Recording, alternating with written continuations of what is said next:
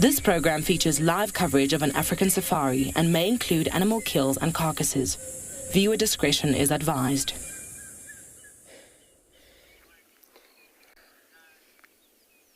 Good morning everybody. Welcome to Djuma Kalahari Reserve this morning, where we're looking now, begin of the drive, we're looking at the hibiscus flowers, which is still folded up, so close out just because of the morning, but in the course of the day it will definitely going to open up. So that's what most of the plants do out in the wild. It's looks like a all beautiful day, all birds singing about. It's promising to be very much bright light. And welcome aboard to your very own live safari through the African bush.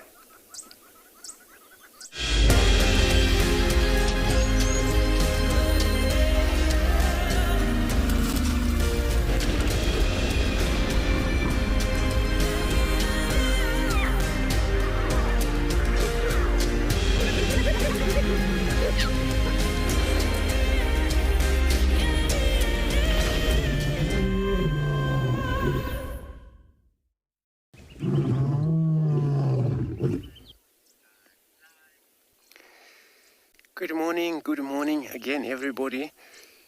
We are here in Djuma Kalahari Reserve this morning. Begin off, we're looking at hibiscus flowers, just to see how, when they are still folded up, that's something to do. That it's still quite a morning. In a daily basis, it will be open up like an umbrella, so that they receive the sun, the heat. So my name is Andrew this morning. I haven't put on camera. So this is where we're going to take you.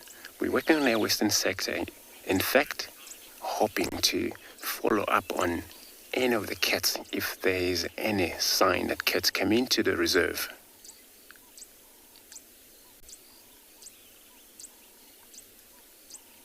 And we'll be following up on them. It's quite a bright sky and all birds singing about. And indeed, it does actually promising to be very much bright sky or warmer day. Still sitting on the 24 degrees Celsius, 75 Fahrenheit.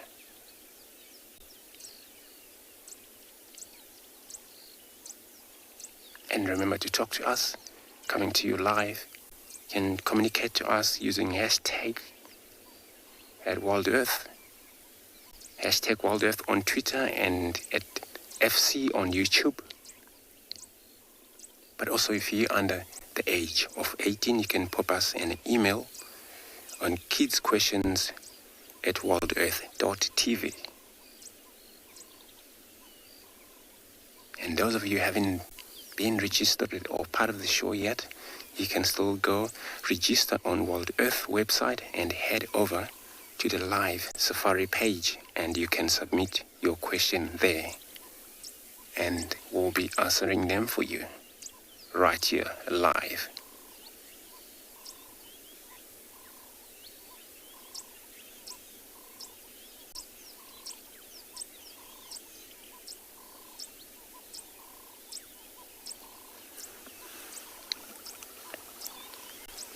The grass is still due, but since a little bit of a rain we had,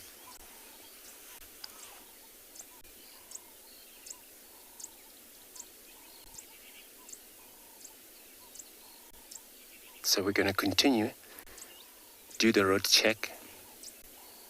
We know for sure that cats don't really like wet grass. They're more likely to be maybe on a road or up in trees. Those of us that have walked in the middle of the night, we may find tracks and follow them.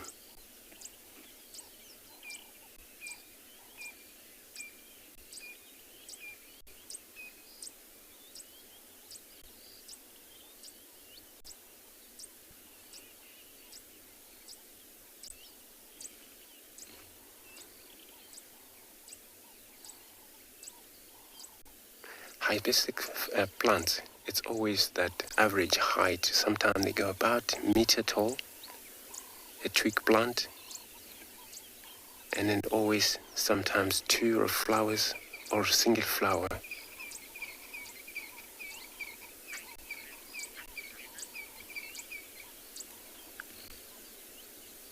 What? So yeah, we're gonna move on, see what else we can find.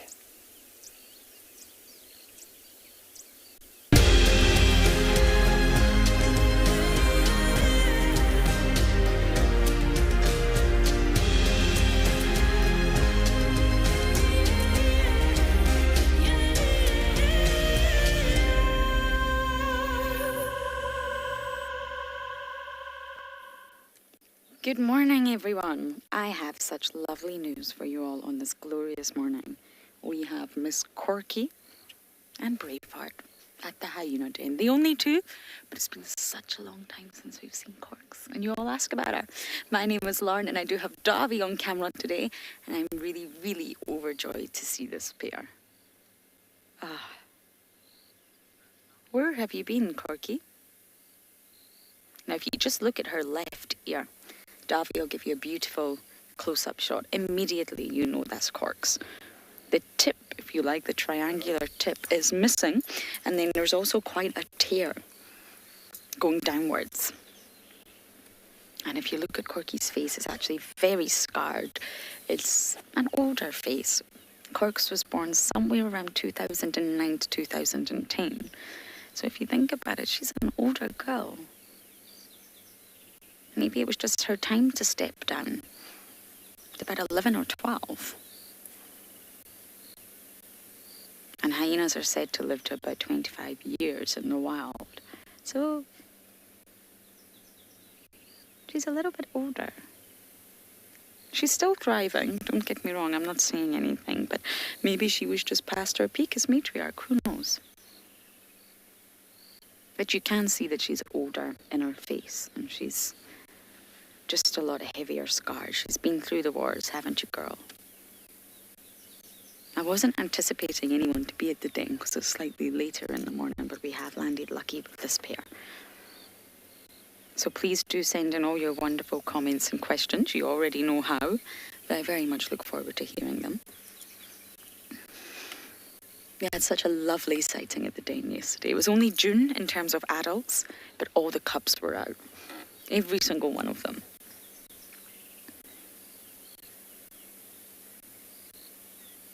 And And moments like this are just so precious. Cork's lost Plonk. He was her son from her previous litter, so hopefully Braveheart here, who's obviously a female, will absolutely thrive and add to the pool of females for the Juma clan.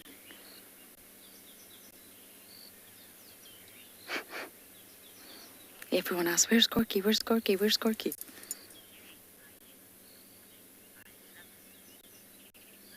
Susan, you're saying yay. You're happy to have hyenas in the morning. I just love it. Me too. I don't think it's going to be a common thing. The sun is well and truly up now, but I'll always try. We'll always come here. You never know.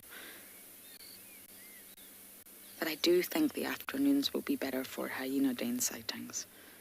But it does depend on the temperature, the general activity. If all the adults come here, the cubs will come out. Nothing will stop them. And it's just amazing now to think they're all inside that den. Ngwazi, Shimbulu, Ginkirika, Pumela, Braveheart, Novella, and the little one, who I'm determined to try and get a look at the genitalia this time round. During this stint,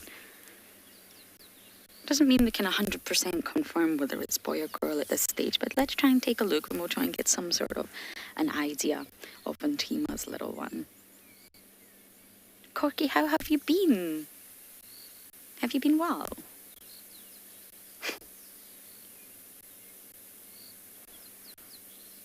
We've seen Corky interacting with Ribbon and Tima, and I do think she's definitely low, but I mean, there's only 5 adults. I still don't think she's the lowest. Okay, we're going to sit here just a little bit longer and enjoy this moment, but we're going to send you all the way down to Tswalu to say good morning to Deirdre.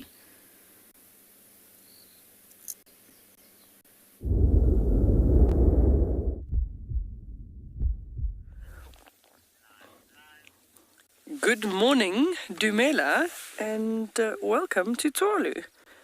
And there we have the biggest antelope in southern Africa, just gracefully crossing the screen there. It's just a group of 4 of them. Nice big males. So, once again, I'm Deirdre, and on camera with me this morning is BK. Just an absolutely lovely morning there in that incredibly golden yellow light. But just walking ever so calmly. They can actually at a distance hear the clicking, and that's from their knees. Everybody always says, is it their hooves? What makes that clicking sound? But in eland, it's actually a little tendon that slips over the patella, the kneecap, that makes that noise. And the larger they get, the louder the sound. So from a distance, they can see who's more dominant, or hear who's more dominant from a distance. And then the seeing is who's darker in colour and bigger with that sort of huge dewlap. But that light is just beautiful.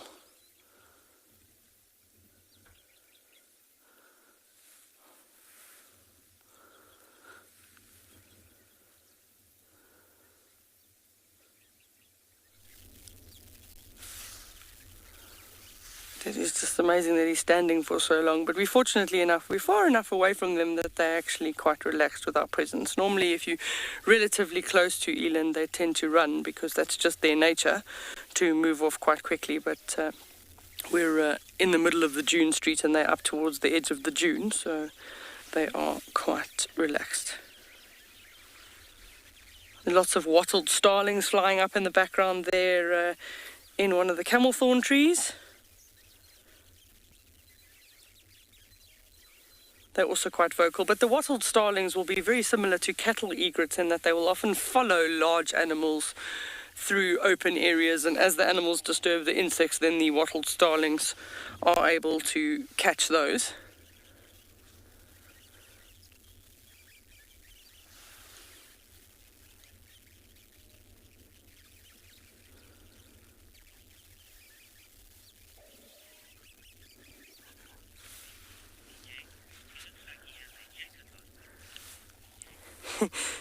CJ's comment is he looks like he has a jacket on. Yeah, I do see that. He's very obliging. To stand that still for that long is very obliging this morning. So you can see those nice big thick horns. The males and the females of the eland both have horns, but the females tend to be sort of much longer and thinner, and the males much thicker and shorter. And just that size of that neck and that sort of dewlap that hangs down.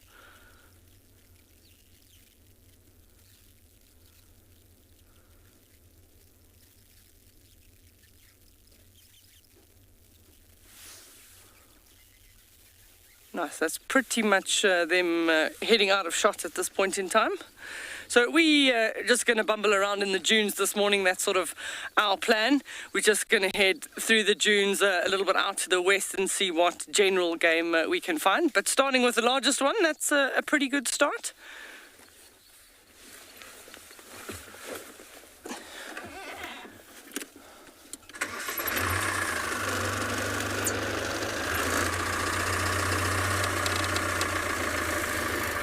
So while we carry on, we're going to send you across to Ross at Pinder. He wants to say good morning.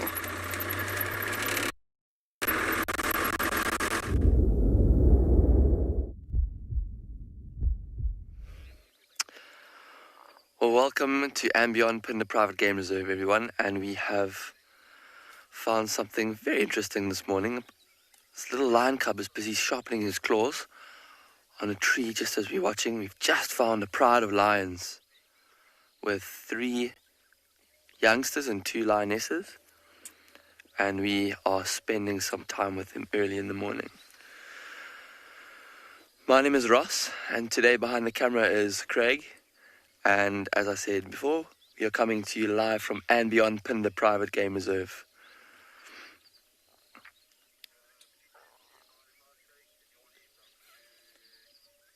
Look at this youngster. It seems to be rather full of energy.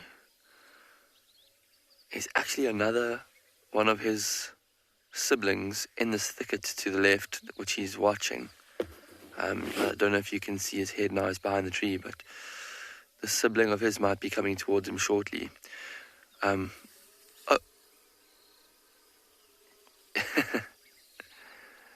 He went to go pounce on his sibling, and I say he, I'm actually incorrect. These are both female cubs, so it's a she actually. These are 2 young lionesses. Here comes the other lioness. She's coming out, also looking at this tree. Oh, look at this, look at this.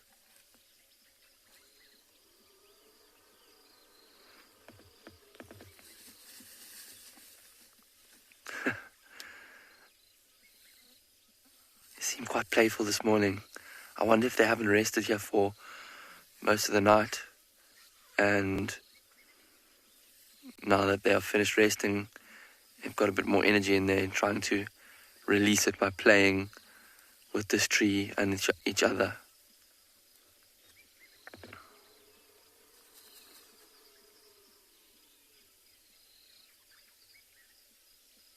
A big yawn, or just a little half yawn.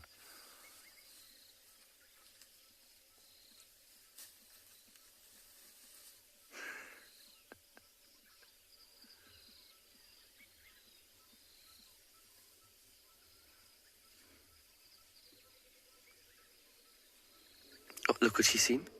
She's seen her 3rd sister now, who's just coming out of the thicket. There's actually a little bit of water in that thicket that they're lapping up in the bottom of a puddle.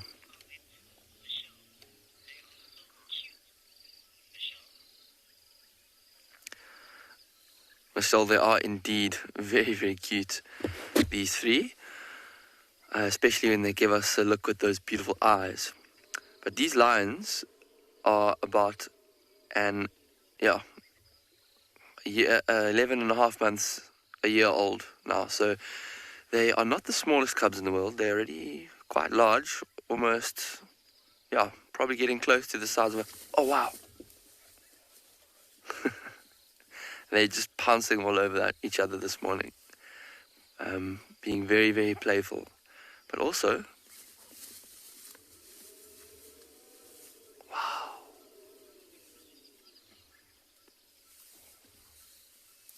Wow, so this playing is amazing because they are practicing actually hunting. All the sort of muscle memory that they use to play with each other and pounce on each other and trip each other up when they're wrestling like this, the same muscles that they're going to be using one day when they are taking down prey. Here's the third sister.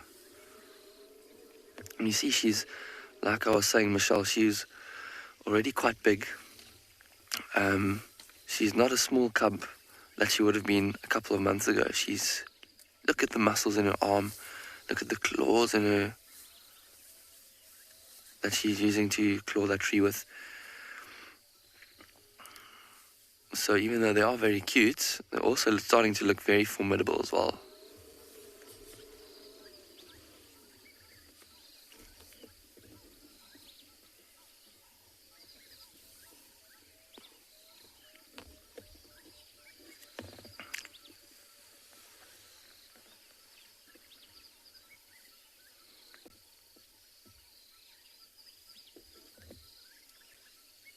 There's some flies just buzzing around her at the moment. She's trying to get rid of. What's interesting, you can see the claw marks on the tree actually that they were clawing. And lions do like to claw trees and scratch trees with their claws to keep them nice and sharp and to clean their claws. Because when they're not used, lions pull their claws back into the claw sheath.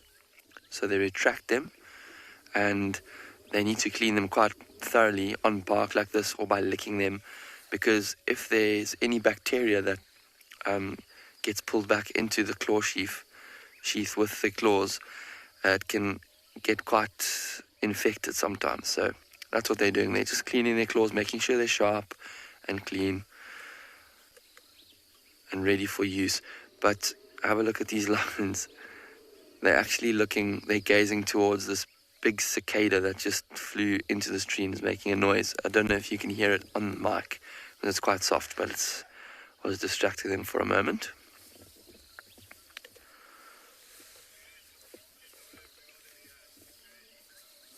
Oh, flop down on her sister. And I love how lions, when they're resting, they have to rest on top of each other. They love physical contact, and especially between lionesses, because these lionesses will live with each other probably until they die in the same pride.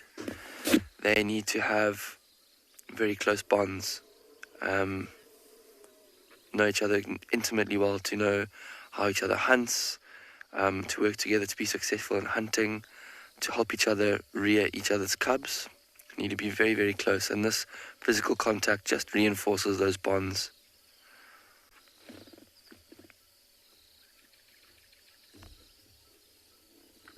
See, when lions greet each other like that, you see how she nuzzled her sister's head. That's also a way that lions greet each other and just show affection for each other when they do come into contact. Sometimes they'll go away from the pride for a while, but they'll come back eventually, and it's always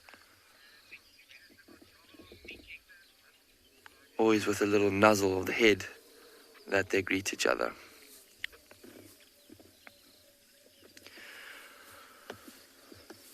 But we are going to continue spending some time with these three sisters and their two parents behind us that we haven't seen yet. But for now, we are going to send you off to another live location.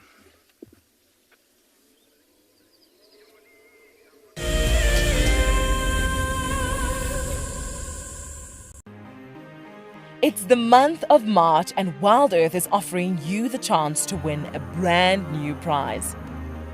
Sign up to be a Wild Earth Explorer, and you could win a 5-day eco-training ranger experience for 2. Eco-training is a pioneer and leader in safari guide and wildlife training in Africa. The lucky winners can look forward to approaching dangerous game on foot, tracking and 4x4 driving, learning about animal behavior, and even spending one night sleeping out under a blanket of stars. In addition, You will also get the exclusive opportunity to join the Wild Earth team on the broadcasting vehicle. Sign up to be an explorer now, and it could be you that wins this life-changing experience. Terms and conditions apply. Oh, my dear, I do find you most attractive when you're covered in bird lice. Oh, Charles, I love it when you peck at my head and clean the bird lice off me. Let me say hello to Barry here. Hello, Barry. I'm just going to examine you for some bird lice. Charles, I don't know if I'm comfortable with that. Oh, all right. I shall look for bird lice myself then. Hi everyone, my name's Daniel Fisher and I'm going to be your guide this afternoon. I'm looking really forward to taking you through and showing you all the beautiful places here at and beyond Ngala. If you have any questions, please register on our website. Once registered, go to the live page feed and post your questions underneath the live feed. Join me on my next safari through and beyond Ngala on Wild Earth. Send me live questions through the Wild Earth website and I'll answer them live from the African bush.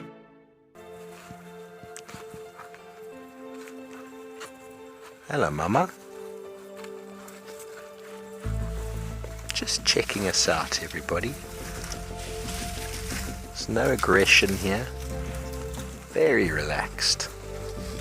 A herd of elephants moving around your car like that. It's truly, truly magical. Tune into Wild Earth every single day. It's in your nature.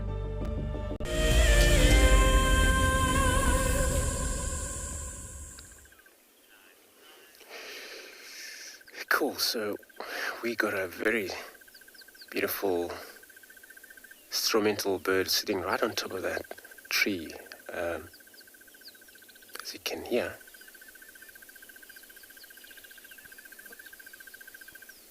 And that's a crested barbet.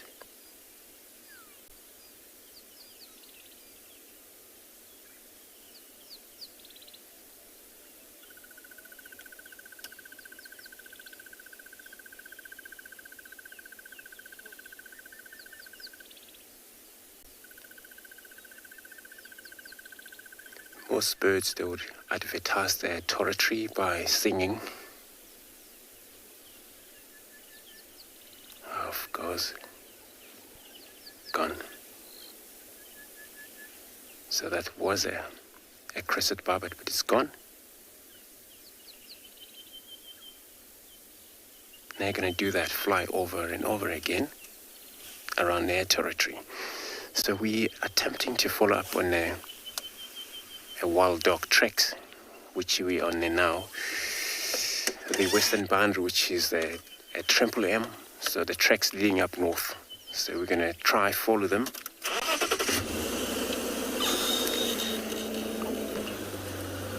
See if we're going to find them.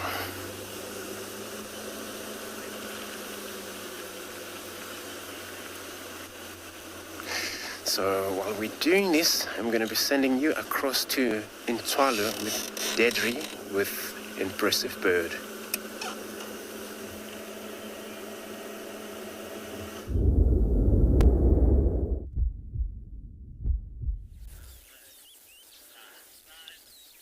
It is a massive bird indeed. There's a few of them there, but that is a male ostrich that you're seeing in picture there. And the female was just on the left. I think we'll try just at the distance. I think we'll get them if we go forward. Let's try. So it was at least 2 male ostriches and a female there. They're literally just in the distance, which is why it's challenging from a camera angle perspective, but we'll see if we can get them again. So they were just moving around there. It's not uncommon to find sort of males, females mixed in groups. Sometimes you find one male and he's got multiple females. Sometimes it's a mixed group. That looked like just 1 female and 2 males, but no, at that distance I think we've lost visual of them at this point. So nonetheless, nice to see. So very large ostriches. The ostrich is weighing sort of well over 90 kilograms. So when they say large bird, it is a large bird indeed. I think we're very fortunate they can't actually fly. No, BK, you're not seeing them. No, unfortunately, I think they're just too far to get a nice angle on them, and they were walking away from us. So they'd be moving around now, just looking for some of those ground crickets, any plant material. Ostriches will really pick up anything, even shiny things. They have previously found even diamonds in ostriches before, so they do like to pick up all sorts of things. No, I definitely don't think we're going to get another view of them.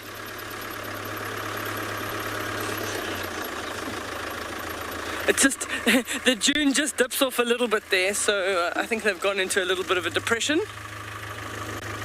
But yeah, we'll carry on and see what else we can find. So we're just busy driving down the middle of a dune street. So we've got a dune on the left and a dune on the right. And we're just driving straight down the center at the moment, seeing what we can see. Just beautiful.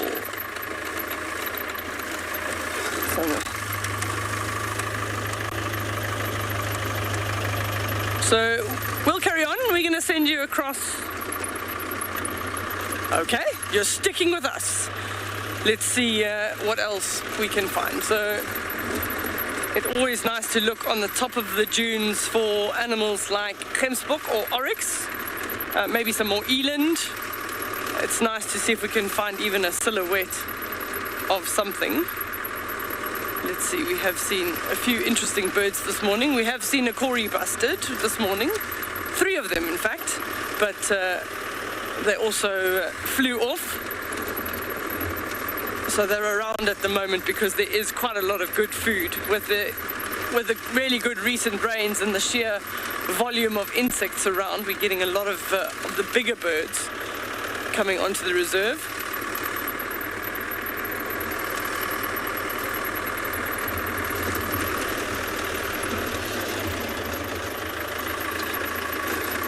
Okay, we're going through.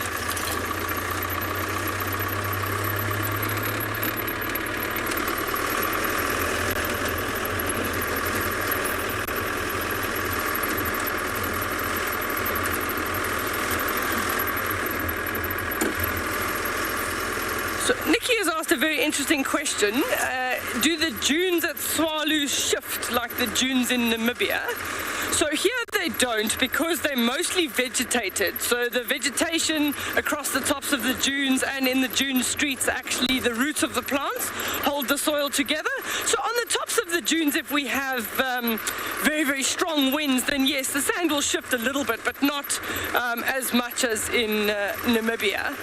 And that's the difference between what we would call the green Kalahari and then going further north into Namibia, into the Kalahari, is the fact that there's less vegetation the further north you go, and also there's less rainfall the further north you go, so less able to sustain good grass cover as well as good tree cover. But the red soil is pretty much exactly the same. But we can have some really, really strong dust storms here come August, September, when you get the winds coming in, and then you just get this sort of haze of red sand in the air, because it does come up from areas like the roads or the dune tops that are exposed.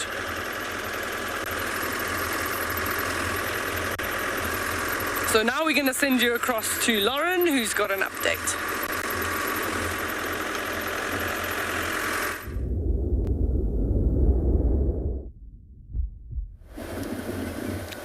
Now, unfortunately, everyone, we sat with Corky a little longer and she disappeared. They heard something and they both went into the thicket. Both of them being Corky and Braveheart. So I hope at some point Braveheart turned back and went into the den and didn't continue to follow Mum, because that is not a good idea.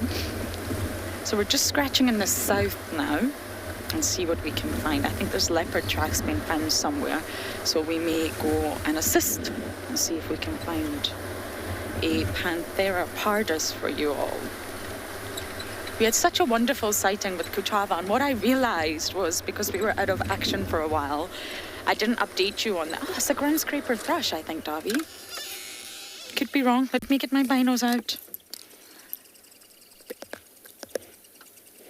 Yes, it's a ground scraper thrush. I've been trying to get these birds on camera for you all for so long, and well, yes, it's not been possible. They do not make it easy for you whatsoever. Aren't they beautiful? Really, really easy to identify. They're spotty chest, and they've actually got a black bar going right across their eyes. Can you hear them?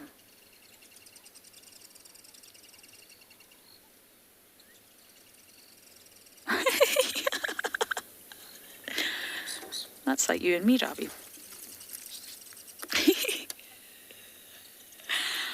How wonderful. I think this is the first time I've actually managed... Oh my goodness. This is the first time I've managed to actually put these birds on camera, I think. Now, they're not rare. They've got a really large distribution. They're also found their way up in Ethiopia. There's 4!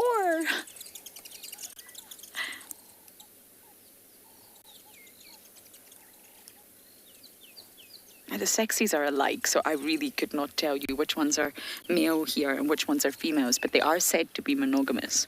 And again, I use that word loosely. The avian society are not entirely strict with their monogamy, shall we say. They have different versions of it. However, I would imagine this could be a male and female.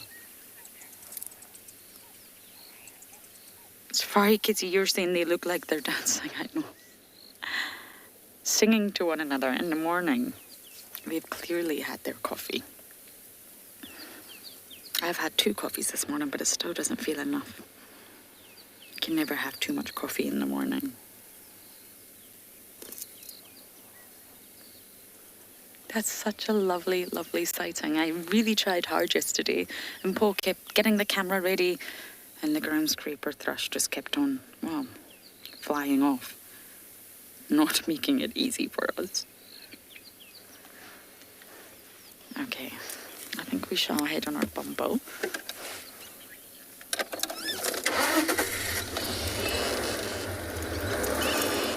I don't know, our Laramore. I do not know what they're doing right now. I couldn't possibly say because I can't identify the sexies. So it's difficult to talk about behaviour if you don't know, when it comes to breeding, if you don't know which one's males, which one's females. They look very, very alike. They flew up here somewhere. Let's just see if we can see them.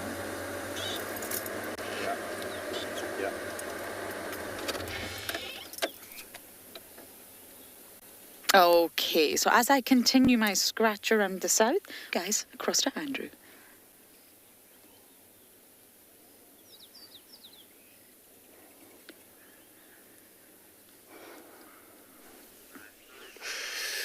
Yes, indeed, we've got a beautiful dwarf mongoose over here, where they're just about to come out of that hole.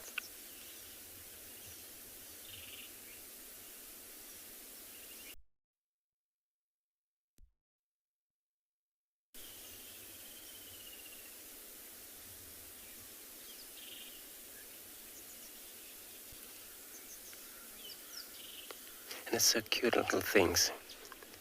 So every time the sun rises, they will realize that it's already sunrise because of the birds that are all shouting about outside. And then for them to come out to have a look if it's safe before they've vanished.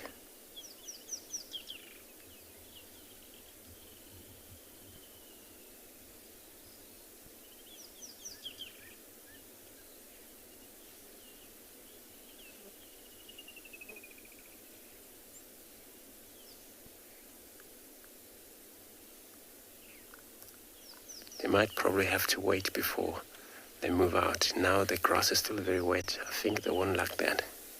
Unless they would come into the road where it's no grass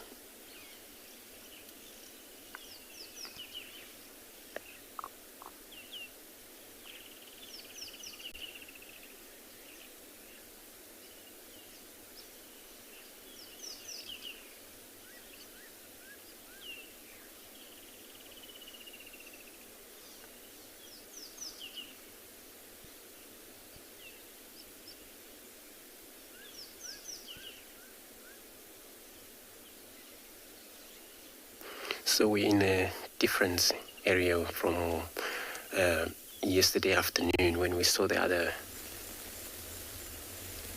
dwarf mongoose on the far side, on the eastern side. So this is how now we can able to tell at least wherever we see them, because they also are territorial. And it looks like we have quite a few mound that is active by mongoose around in this Djuma.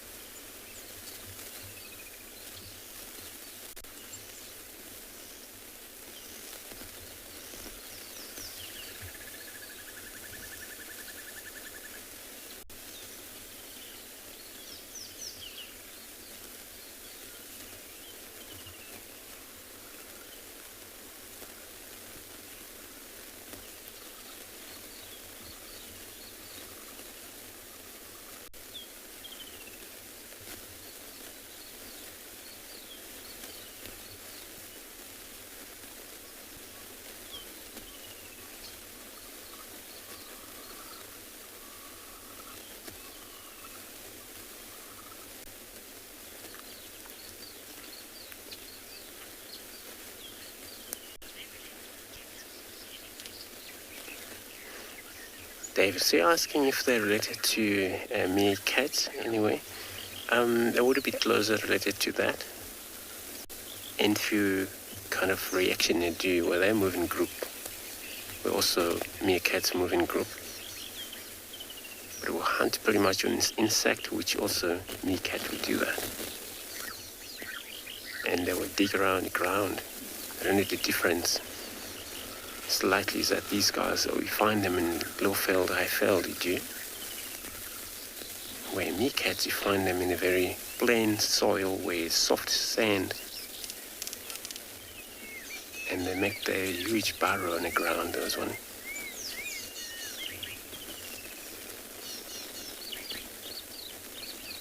So they do most active that meerkats do. They can stand with their hind leg, look up around. Meerkats can do that as well.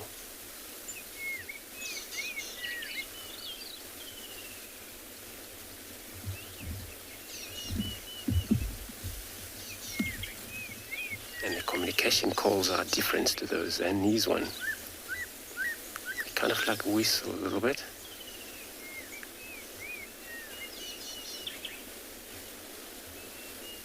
And a little bit of a chatter of it.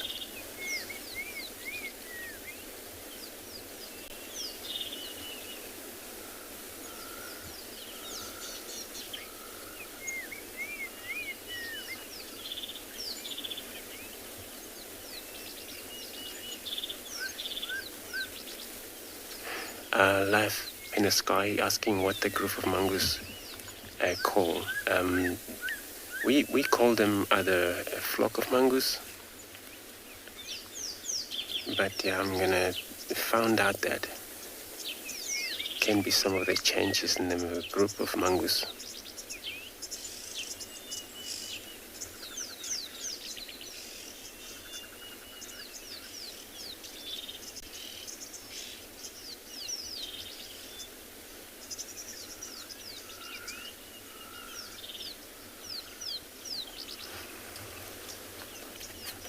They're amazing animals.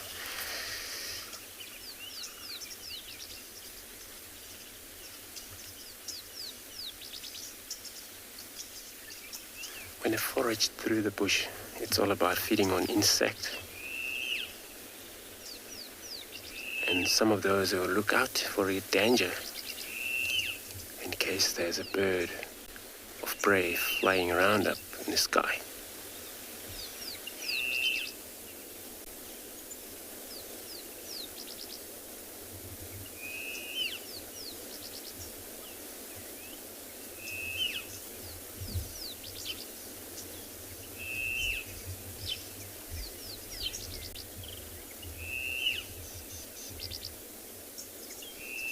And they would have a kind of an anal gland. This is how they communicate. Send mark wherever they go, especially male and the pair breeder here where they're actually pair dominant. Those are the ones that are always allowed to do that.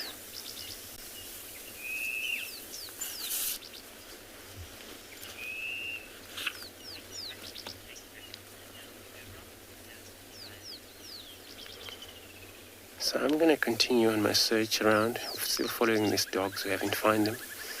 I'm going to be sending you across to Ross again.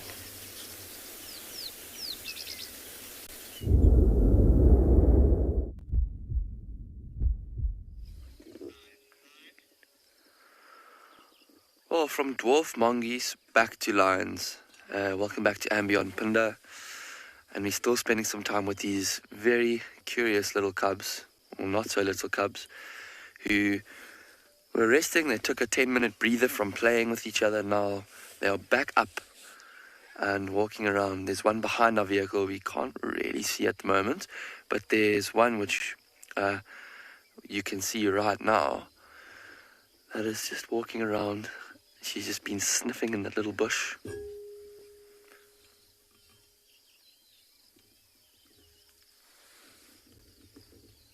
Oh, the light on her is absolutely magnificent at the moment as well. Looks like she might smell something in this tuft of grass.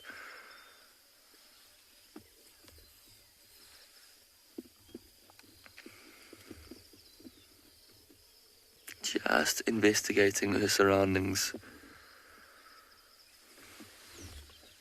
See how she lifts her nose like that? That's a sign that she's definitely smelling something that's interesting her. She probably can't really tell where it's coming from, which is why she's kind of stalking around this thicket in this grass, trying to find out what smell she's smelling.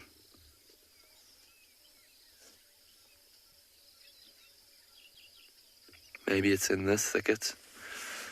I wonder what it is that she's smelling. Maybe it's a urine of another lion. Could be an insect. Some insects release very powerful odors, secretions. It could be dung of a lion or another animal that she's smelling. Maybe it's something that's died in that little bush as well.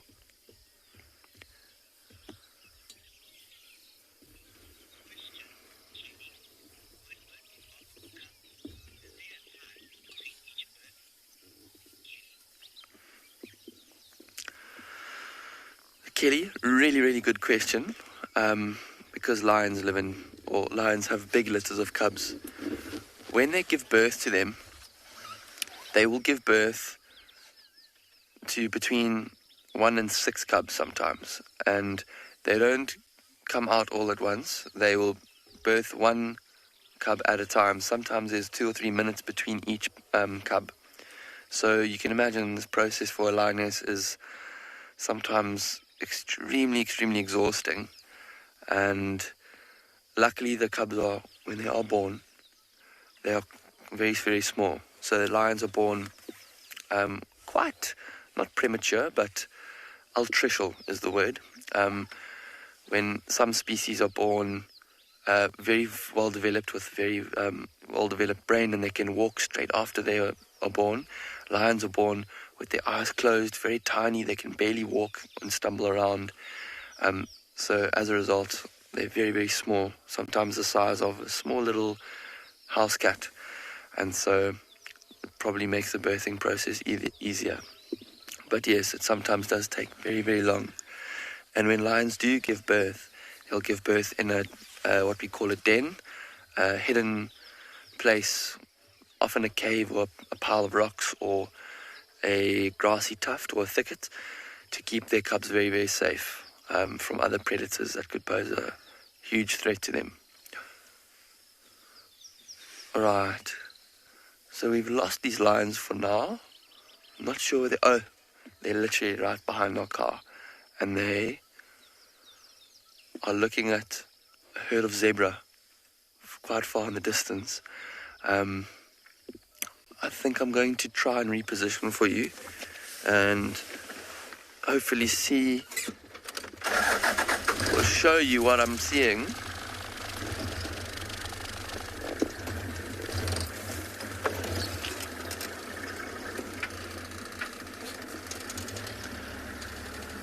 And these zebra are kind of grazing just probably about 80 meters away. And they have seen these cubs, but these cubs have no chance of posing any danger to these zebra, and the zebra know that, so they alarm called at the cubs once or twice, and now they've gone back to feeding, grazing on the grass there. But these cubs are just so curious at the moment. Every little movement of those zebras' tails and a flick of their hoof catches their eye and really gets that feline instinct out in them, that instinct to chase and stalk and pounce. You can see the posture that this lioness is, or this little cub is in. She's kind of got her ears forward, head held low, sitting down, motionless. She's in a real stalking position, but I don't think anything is going to come of it. Just practicing, probably copying what she's seen her mother do when she sees zebra.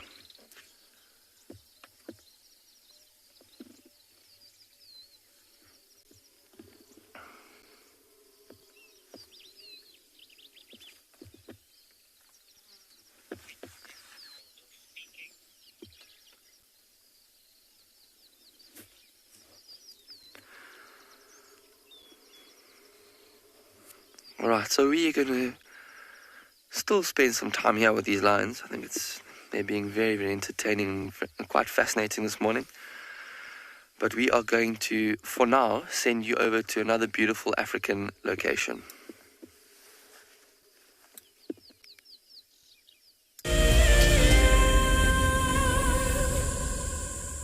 There are millions of people and animals around the world that call forests their home. From the gorillas in the bamboo forests of Rwanda, about 10 feet away from a silverback gorilla, to the elephants in the Congo rainforest. there's a really big chance that this elephant has never been seen by another human being before.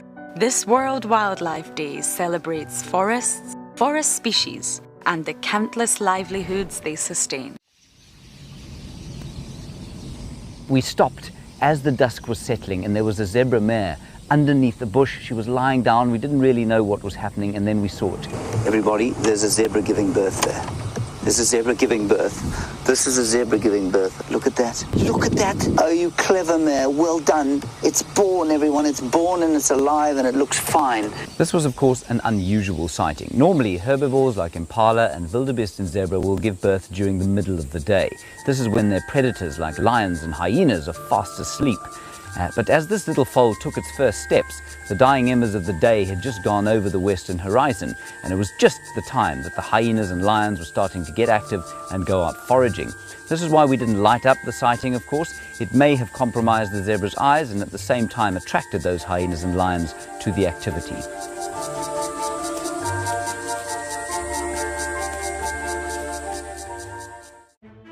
Hi, my name is Tristan Dix, and I am a guide here at Djuma Private Game Reserve for Wild Earth. We love connecting you to the African bush, and we always look forward to all of your questions.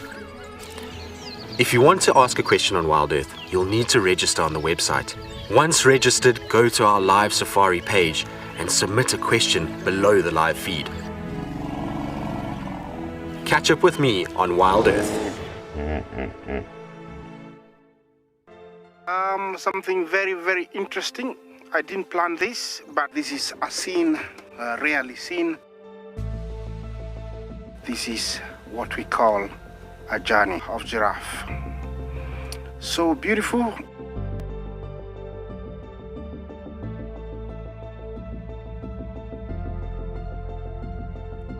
Tune into Wild Earth every single day. It's in your nature.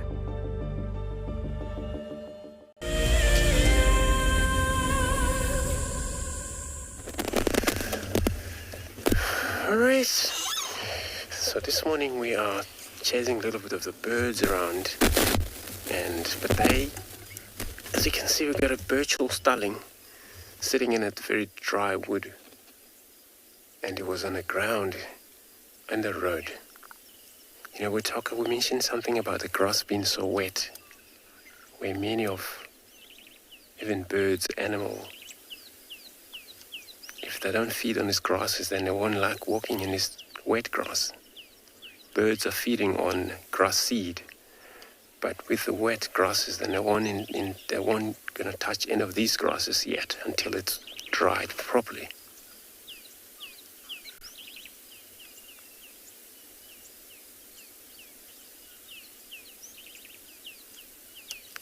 It's busy there pruning itself.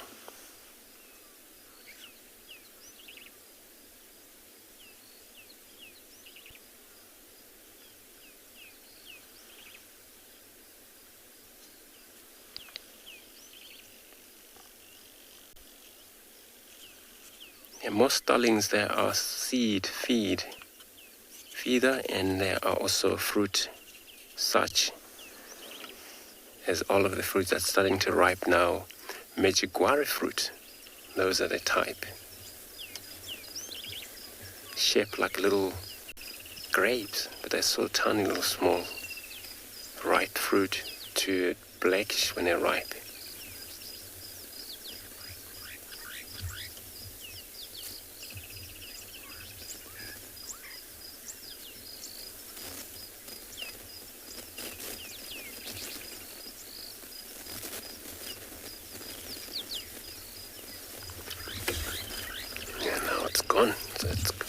So the virtual starling is one of the longest tail out here. It's easy to identify, can tell apart from the greater eared starling and those closer starling. So these ones are easy to tell with the long tail they have. So we're still on our tracks here. Can't get my comb wet, able to communicate well this morning, but I'm going to try my best to follow up. But the last tracks of these dogs are heading north, which means there's a chance that they may maybe cross into Manyeleti.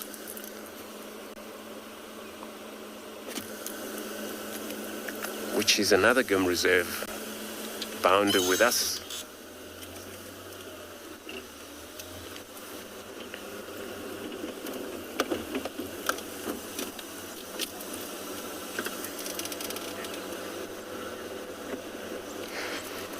So I'm going to continue check the northern boundary. In case they cross more north, I'm going to be sending you across to Ross with lions.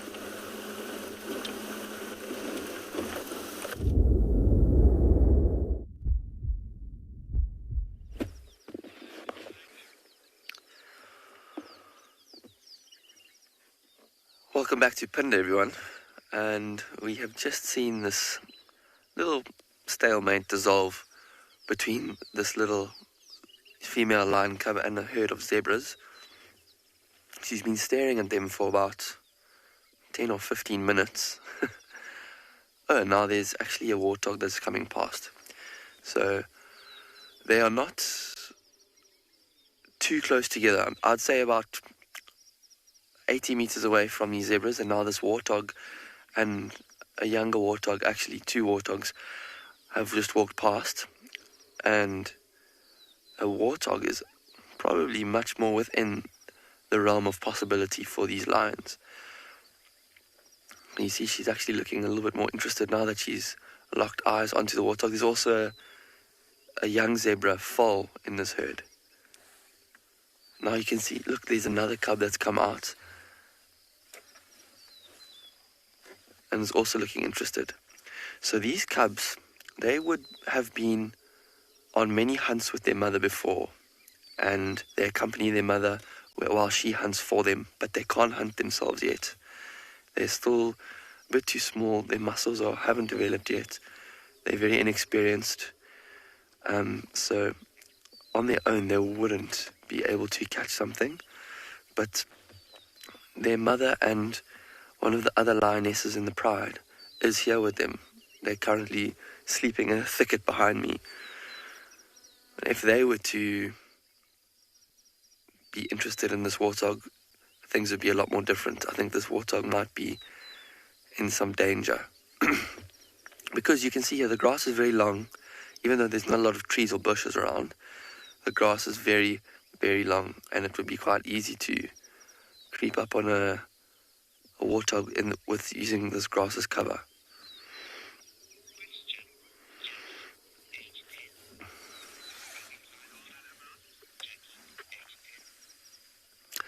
Hello, Jackie. Thank you so much for your question. These lions are from a pride we know as mountain pride. They are called mountain pride because they hang around. Their territory is quite close to and beyond Phinda Mountain Lodge, which is just a lodge that's on Phinda. And they spend quite a lot of time in and around the rocky areas, these open grasslands and hills. And there's also quite a big mountain that's part of their territory as well. And that's actually where these cubs were born, up in the mountain, on the top, in a clump of little boulders. And we first spotted them on the ledge at the top of that mountain that I'm talking about. It almost looked like a scene out of The Lion King. So watch what she's doing now. This cub is very inexperienced in terms of hunting, and at the moment she's not concealed herself well at all. Between her and the warthog, there's absolutely no cover. So what she's doing is crouching her neck down and kind of lowering her head, because I think she's seen her mother do it. But I don't think she realizes that she has to do that to duck behind something. Otherwise it's pretty useless. Those warthog can 100% still see her. And with time she'll realize that. But for the first, from now until when she starts to hunt successfully, she's going to botch a lot of hunts because of this kind of thing. Giving away her cover too easily,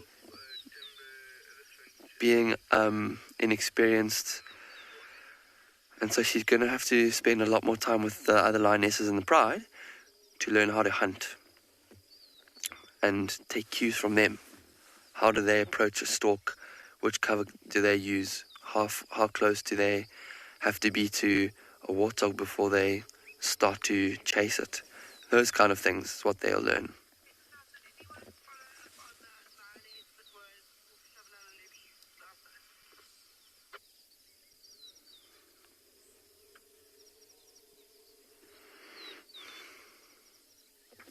These warthogs, even though she's standing up tall in the grass, the warthogs still haven't seen her.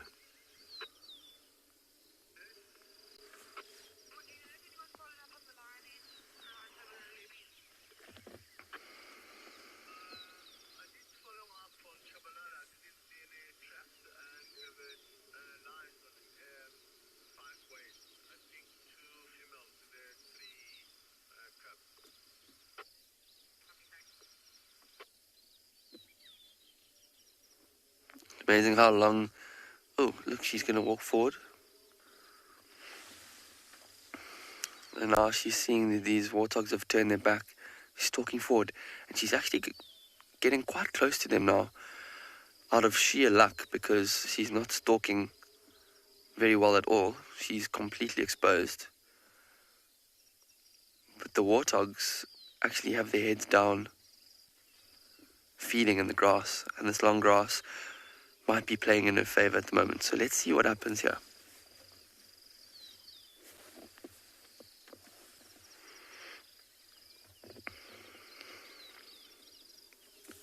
Wow, she's actually getting really close.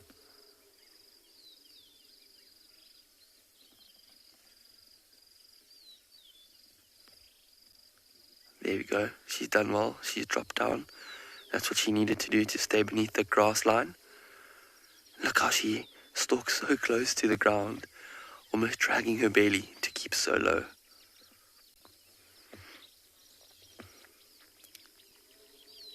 This is very exciting. This could be the closest she's ever got to warthogs by herself.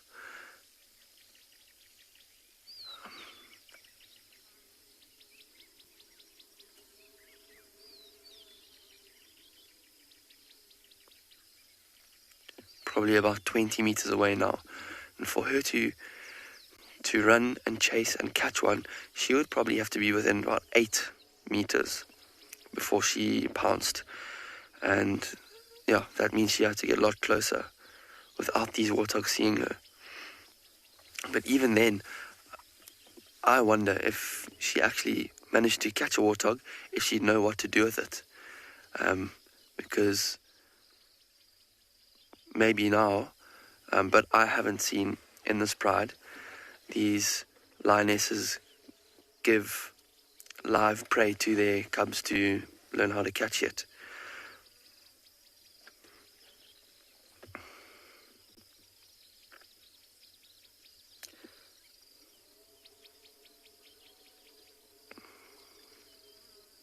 These warthogs still have no idea.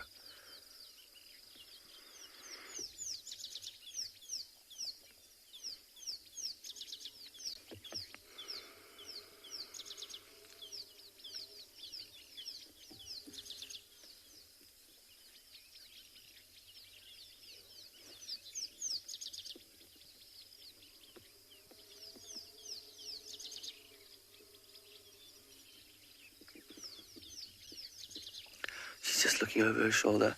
There's 4 giraffes that have come walking over into this open area as well.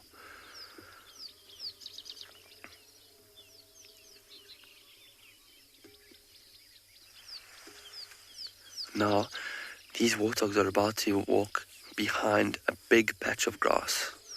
She might use that moment when they're behind it to get closer. There she goes. She's going. Walking a bit quicker. She's very close. Oh! Look, she's chasing. Oh my word, but do you see how fast that warthog is? She has been outpaced by 2 warthogs, but man, that was exciting. She actually got so close. I was very, very, very surprised that she was able to get that close to them. I think they were just being a little bit unaware, to be honest. But I don't know if you saw how she did so well until she did that final charge, and when she started running after the warthog, I think she realized, hang on, I don't really know what to do now. I've never caught one before. I don't actually know what comes after this whole stalking thing. Actually have to catch one, kill it, and she kind of pulled out really, really early. But lions, I don't know if you saw, she had a really quick burst of pace in the beginning, but towards the end, look at these giraffe now. They are running away from her. They've just noticed her. But lions have very quick acceleration, but within the first 5 meters, if they haven't caught their prey, most prey will outrun them, like those warthogs. And this other lioness, or this other little cub, just watching her sister, kind of thinking, I'm just going to watch by the sidelines here.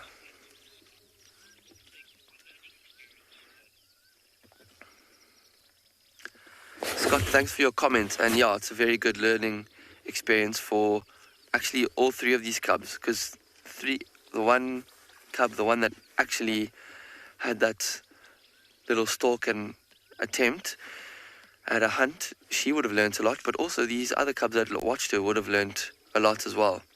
And not only is she learning skills and techniques, what works and what doesn't, she's even building muscle memory in her muscles that she's using to stalk and hunt, because you can imagine it can be quite a physical thing to hold yourself in a stalking position motionless for up to 10 minutes.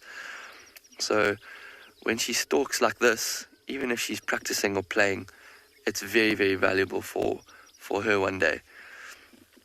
And she might have to try a hunt like this 100 times before she actually starts to get the hang of it. But yeah, each one is valuable, and it's amazing to see these lion cubs learning like this.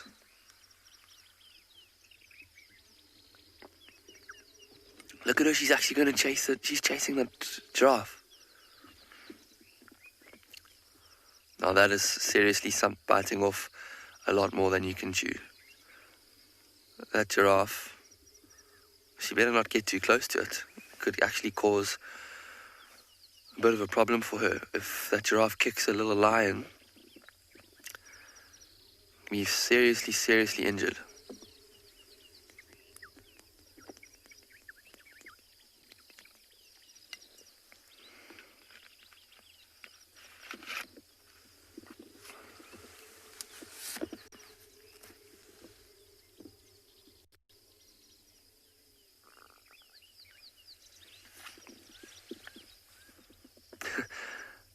I think these giraffe know that these are just little cubs. They're not really paying much attention to them. If there were adult lions around, which the giraffes could see, they wouldn't be too happy to stick around.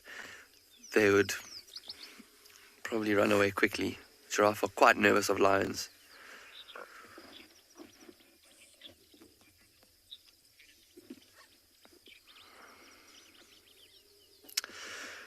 So Kevin, good question. These cubs are probably only vulnerable to other lions at the moment, and maybe a big male leopard. Those are the only predators that I could, imagine causing any kind of threat to these lion cubs. A bunch of hyena, or a clan of hyena, could also seriously threaten the lives of these lions, but not really in any other situation. Also, because they all are spending most of their time with the pride of lions, they're protected by the females in the pride as well. They're never really on their own, so they're moving around with the pride. There's probably about 4, 5, 6 lions with them at all kind of times to keep them quite safe. But other male lions that aren't their fathers, so that aren't the dominant males in this area, would be very, very, very aggressive towards these cubs. And I think that's probably the biggest threat to them out here at the moment. But I think this scene is kind of played out. We're going to try and get another look at these cubs and see what they're up to behind this bush. But for now, we're going to send you over to Andrew, who has got something big and feathery in a tree.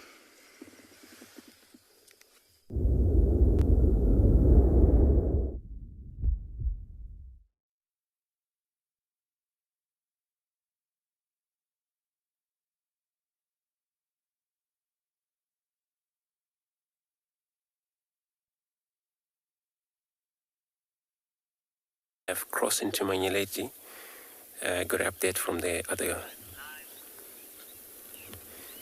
Got a beautiful marshall eagle over here, sitting probably on its hunt, which this is how they do. They would repose up in trees, dead trees, and scan around for any prey species that would be moving around about.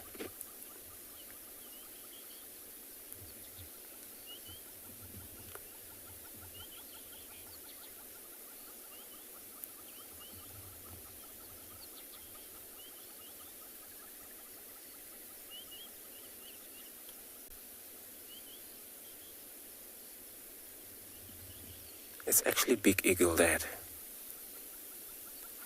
would weigh anything from 6.2 kg though, with a wingspan of 260 centimeter, and that would be easy for that eagle to take down in a small antelope.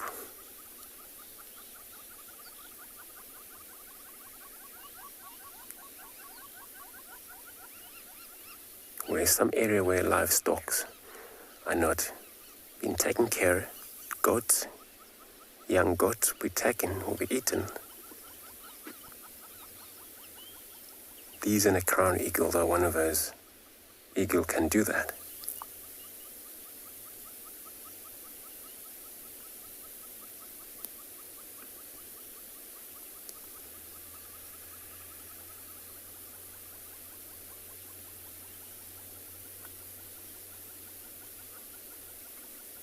And they prefer savanna, bushveld, and various habitat. Desert, a little bit, woodland as well. So you will find them pretty much in the reserve.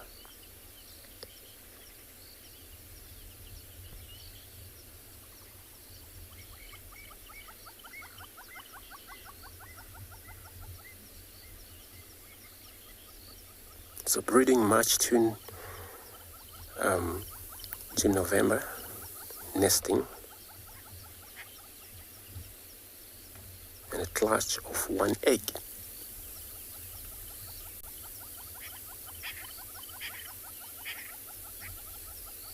incubation is 53 days, by female only.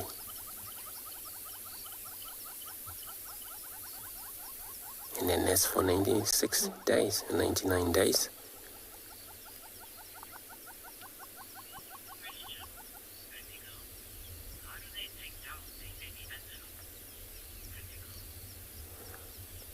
So you're asking how do they take down a baby antelope? So they land on it. So technique of a hunt, they would from that position fly right onto antelope, land on it. So by killing or landing on it, since they're actually a heavy bird, there's no chance for baby antelope or those type of Springbok to escape once they get caught. And they have very much sharp, a beak that aren't designed for a meat most eagle have. The bite, it's like a scissors, a knife, which cut through across the throat, airway, and that's how they kill their prey.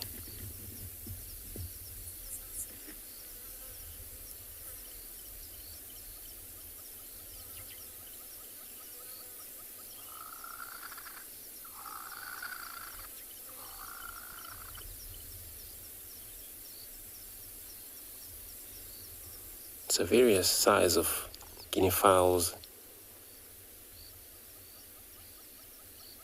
and francolins of those type. Geese as well. They're pretty much a greater meal for such eagle like that.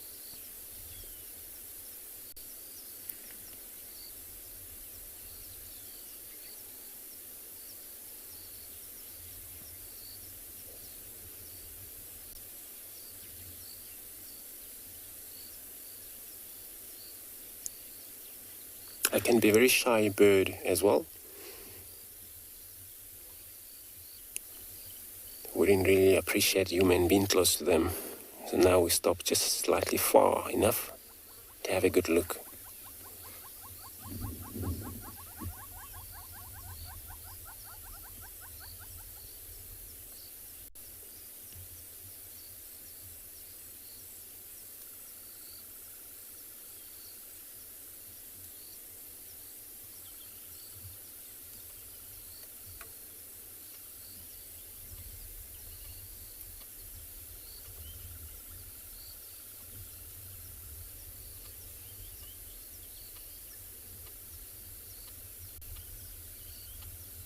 They're pretty much identical, with a little pattern in their belly, all the way across their legs.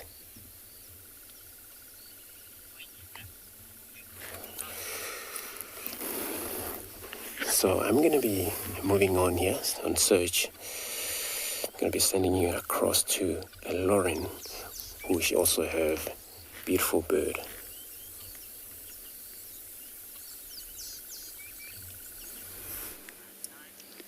We are having the best morning. We're on our way somewhere very exciting, but we've came across brown-headed parrots on a dead tree stump. I'm not even sure what species of tree that was, and they're building a nest.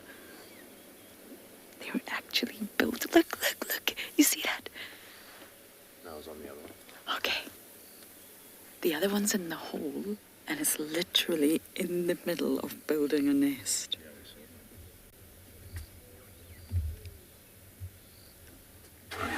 They're monogamous, so you very often find the two of them together. And this is extremely cool.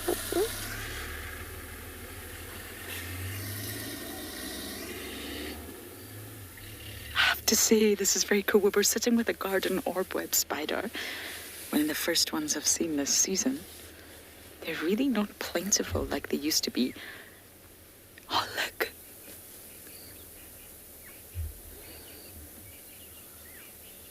Wow, this is going to give us something to continue to follow. This is going to be incredible.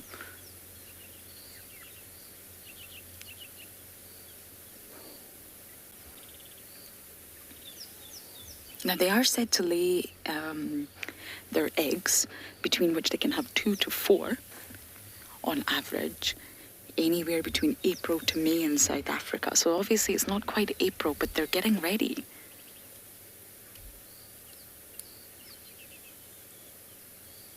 Now, I mentioned this yesterday, but they tend to use natural cavities in trees. They don't make their own cavities. And they use old woodpecker holes or just any sort of hole in a tree. And they can gnaw on it with their beak. Their beak is that sharp to make it more powerful. To make the hole bigger, which means the female can fit inside. She doesn't want it to be too wide because then anything else can come inside this hole. She wants it to be just wide enough for her to fit in. And they often reuse the same holes, which is good for us. It means that we get the chance to follow stories like this. But they will compete for the holes, and they can compete with the grey-headed, the mayors, even squirrels, actually. They'll compete for squirrels for holes, and even hornbills. See, she's kicking out the inside. She is literally preparing her little nest. And it's a 30 days, so 1 month incubation period. Imagine seeing little chicks. Sir 50, good to hear from you. I've also never seen this before. This is very cool. We are on our way to look for Kuchaba and her son. I think they've disappeared, but we're going to scratch around. They have been spotted again. But we found this, and this is just so cool. And the chicks are born remarkably altricial. So they're very, very weak. They're blind. They're pretty much helpless. And they'll spend a long time inside of this tree to get ready before they'll pop out. But this is very, very cool. We see the brown-headed parrots on Djuma. We're not on Djuma right now, we're on Gowrie Main, and we're actually looking into Chitwa. But I've never had it this close to be able to see that they're building a nest. This is very close. Isn't this amazing, Darby?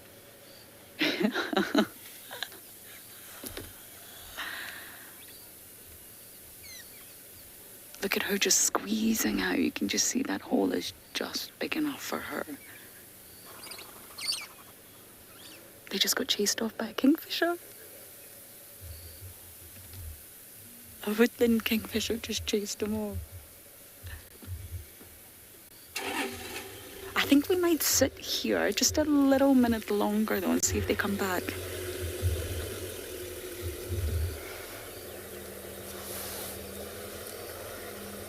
I didn't get that, Elton, sorry. We're surrounded by vehicles. One more time.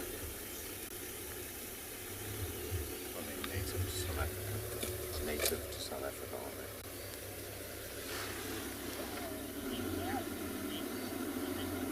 Sorry about that. Guy, you're asking. You're a guy called Guy. Love it. You're asking, are they native to South Africa? I don't believe so. They're not completely common here, but I do believe you can find them a little bit further north as well, on the eastern side of Africa. So Mozambique and even a little bit further up in that. Native to Africa, but not South Africa.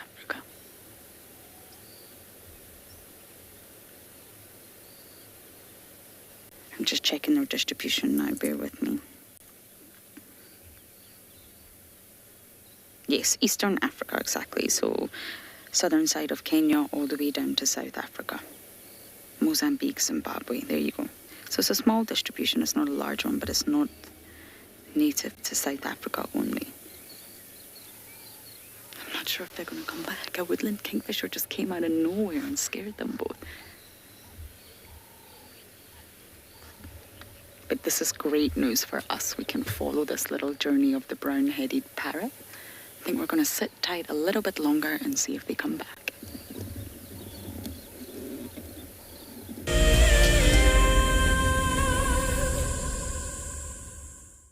On a bushwalk, we become part of the natural landscape. Walking enables access to the smaller parts of nature, such as bugs, spiders, and flowers in much greater detail. These are the wing buds right here. Isn't it just amazing? I've never seen anything like this before. It is so beautiful. Look at those little legs. Now, it's your turn to go on a bushwalk. Join us from Pride Lands as we reconnect to the place that first taught us how to be human. Converging game path will invariably lead you to a water source, but treat all water as suspect. One of my favorite ways of purifying water is to filter out the particulates. And by just filtering it through your sock, you can clear out most of those. You can put water into a snail shell and you can boil it over a fire or using a chemical like chlorine or colloidal silver. I'm Nikki here at Ambion Ngala in South Africa. I love getting questions from viewers about all the small things within the environment and how it all is integrated with one another.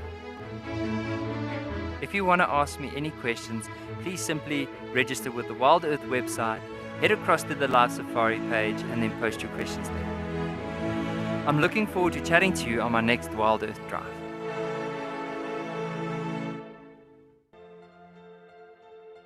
This is a battle of two great carnivores of the African wilderness.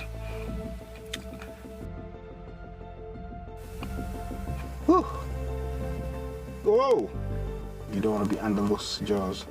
Definitely, this round goes to the lion.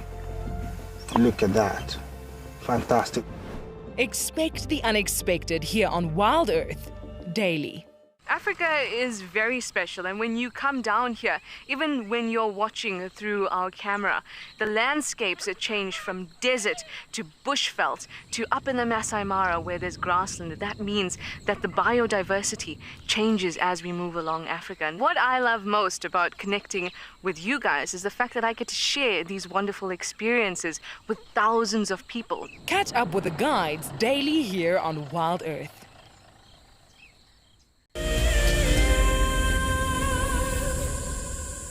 Welcome back to Tswalu, and we have a beautiful Lana falcon sitting at the top of the tree.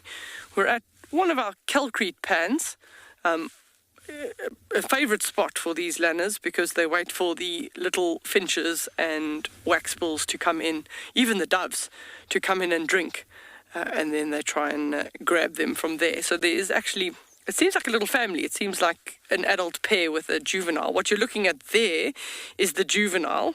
So the streaking on the chest is one of the characteristics of the juvenile Lana, as well as also sort of they get a sort of rufous crown, which isn't completely developed there yet.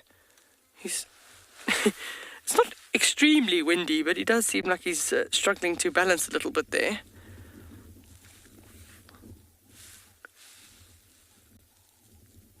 So he'll use the perch advantage to see what comes down to drink and then try and get some speed to grab a bird off the edge of the water.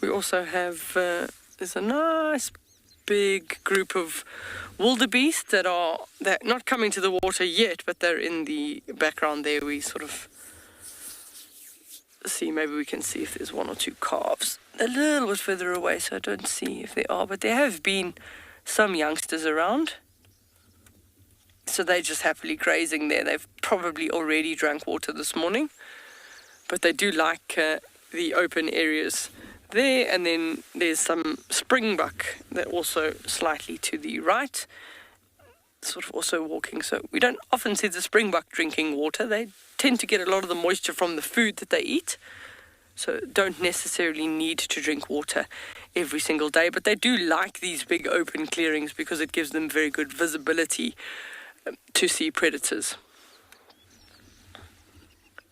It's a nice springbok ram.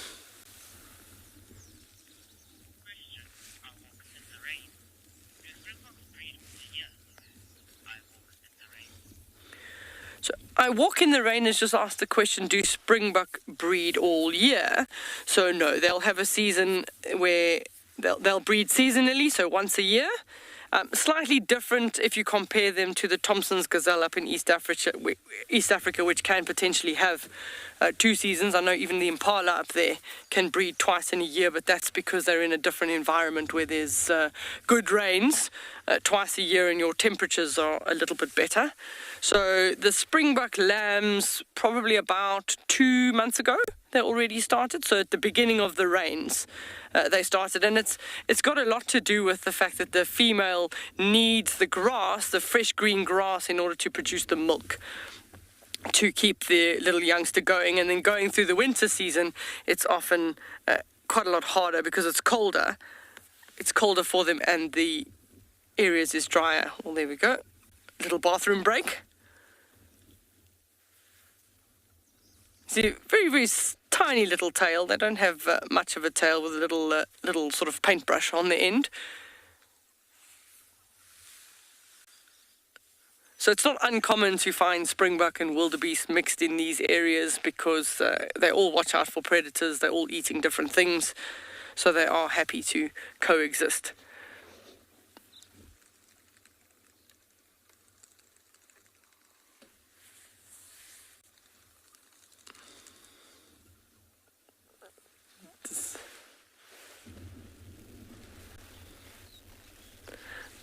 The Lena falcon's just moved. I don't know if he got pushed out of the tree by a lot of doves, but he did a flyby around the edge of the waterhole. But as a juvenile, he's still not 100% sure. I say he, but I don't know if it's a male or a female. As a juvenile, they're still busy learning their hunting techniques. And sometimes they do get bullied by some of the bigger birds because they don't want the presence of a falcon around. So sometimes they do get chased by birds like drongos. In this particular one, there were sort of 5 or 6 doves that went over his head, and it flew off. Just moved in altered position. So they would typically nest on sort of a rocky outcrop. So from where they are here, their nest site where this juvenile must have come from would be really, really far away.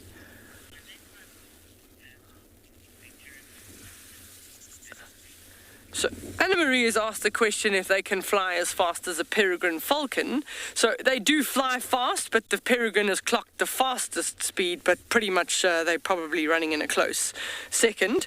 And that's from a sort of a steep dive. So they'd be high up and then come straight down, sort of tuck their wings in and come straight down. There's a lot of birds also landing at the water. You can see the doves coming in to drink.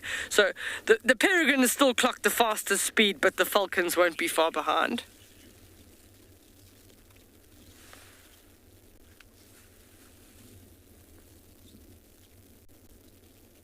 So with the falcons, that speed suggests that the predominant prey that they are catching is birds. And that by hitting it at speed in the air, they tend to potentially break vertebra and subdue that prey, or even knocking it into the ground, then kills it, and it makes it easier for them to eat. There's a little bird that's just maintaining, just monitoring what's happening. There we go. No, he's flown off.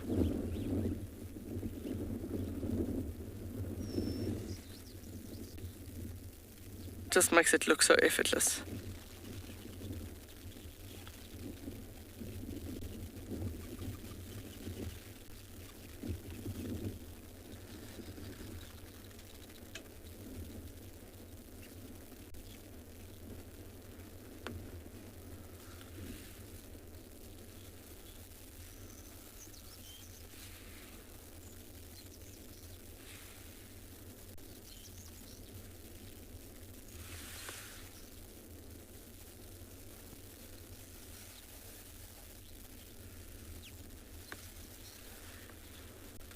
Just landed in one of those boskio trees at the back. It looks like another one of the adults has come to the water. It's almost taken the same spot. It's like they all share the same perch.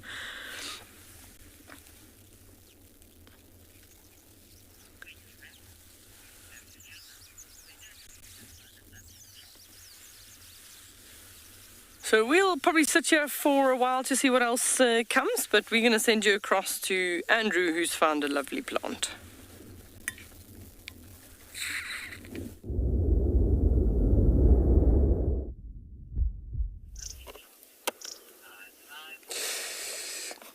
Thanks, Deirdre.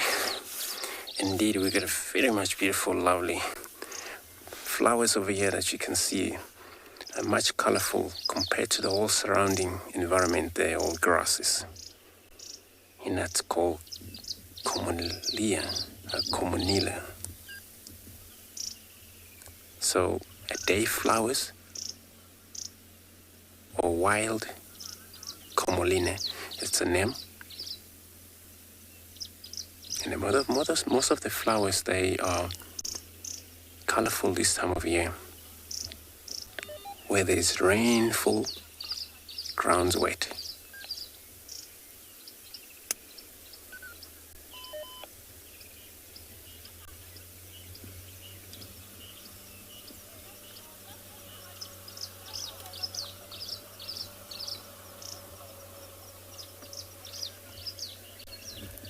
And they're pretty much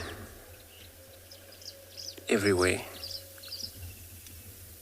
All over the world, you do find some color are yellow, but it's still comolin anyway.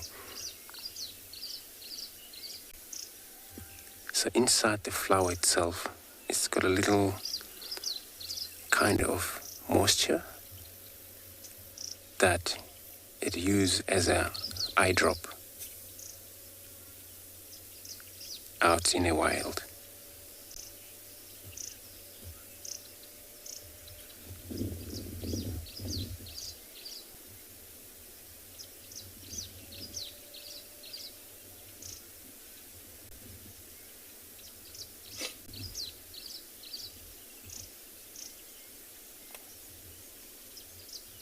But of course, this has been re-established by the people who used to spend a lot of time in the wood, hunt,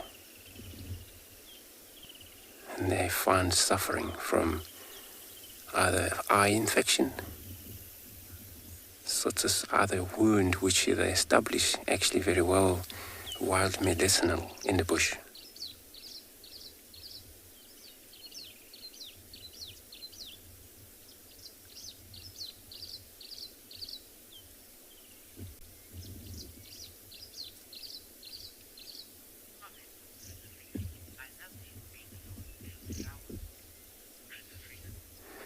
Crucifix, you say you're loving these beautiful flowers. Indeed, it's such a beautiful, even though we're looking through these old grasses in there, and then it's still posed as the flower, it's all visible.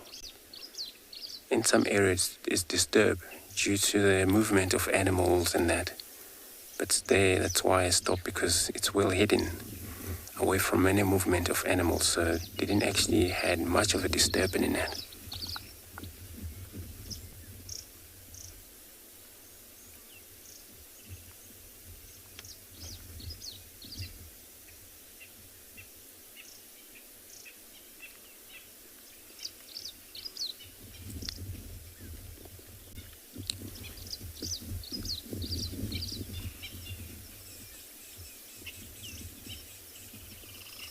And most of the flowers, they carry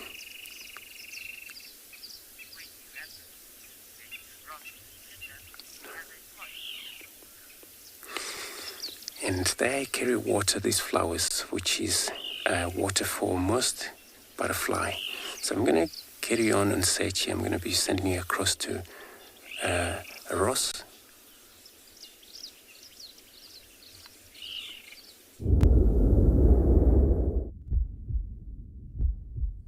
See it? Yeah. Well, welcome back to Ambion Pinda, everyone. We have decided to go and spend some time by the waterhole now because it's getting really, really hot. And look at this beautiful pot of hippos, which has made this place its home for the meantime. But extra special about this pod is, if you have a look towards the hippo at the back, she's actually got a tiny tiny, tiny little calf. I mean, I think it probably couldn't be more than a week, maybe 2 weeks old. Let's watch and see if it pops its head up again. It seems to be quite nervous. There it is, there it is. Yeah, it just pops its head up every now and again for a quick second and then pops it back down. There you go. See how tiny that hippo is?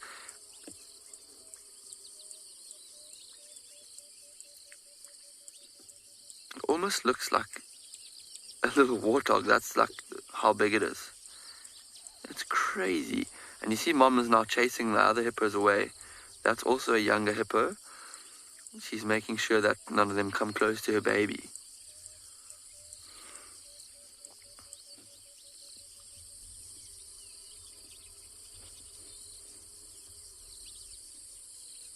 Wow, it's small. And a baby hippo calf like that probably would barely be able to touch the bottom of the water, or the bottom of the water hole rather, because it's still really short. This water hole is quite deep.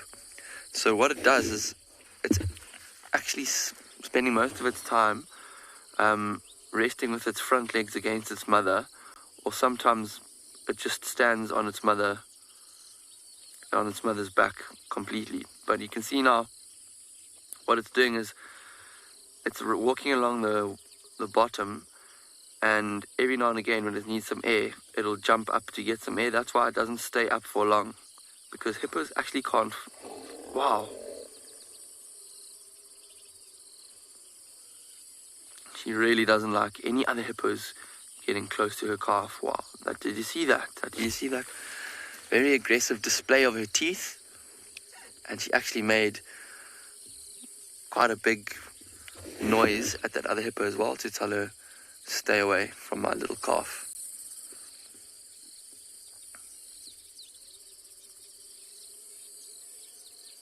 Sure, it's amazing to see this interaction. Normally when we observe these hippos, most of their attention is on us.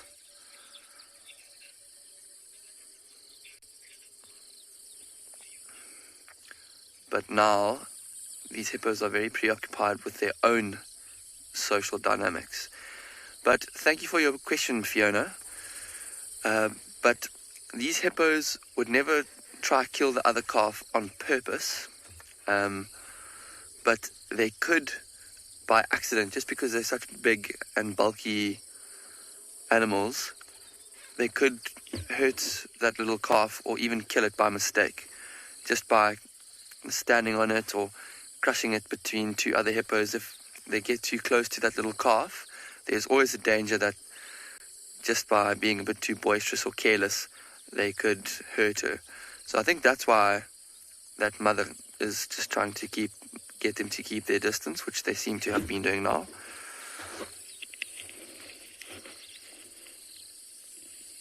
But if there was a big bull hippo here, so a dominant bull who is trying to mate with females, maybe if he tries to mate with the mother of that calf and the calf was getting in the way, he might actually kill it out of sheer frustration. Hippo bulls can be very sort of aggressive towards other hippos if they come between them and mating. So there, that little calf pops its head up again. I think it's just bobbing up and down because it can't reach the surface of the water. I was saying a little bit earlier, hippos can't actually float.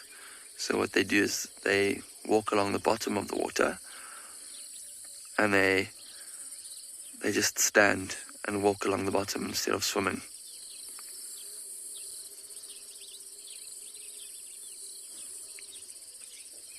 There's also a large crocodile that's moving past in front of these hippos,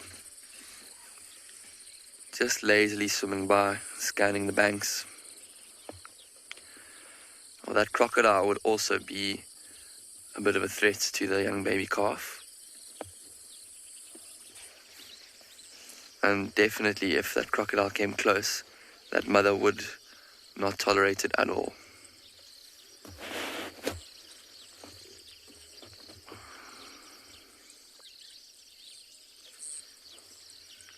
amazing to see the crocodile. The water's so still and the blue sky is reflecting, so it's giving us an epic view of a crocodile.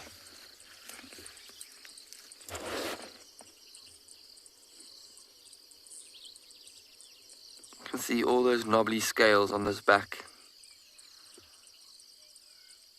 almost in silhouette against the blue sky reflection. And then look at its tail, how it's kind of raised its tail out of the water. You don't often see its tail exposed like that. And there's some sort of elongated scales on the back of the tail, which are elongated to help the crocodile propel itself through the water.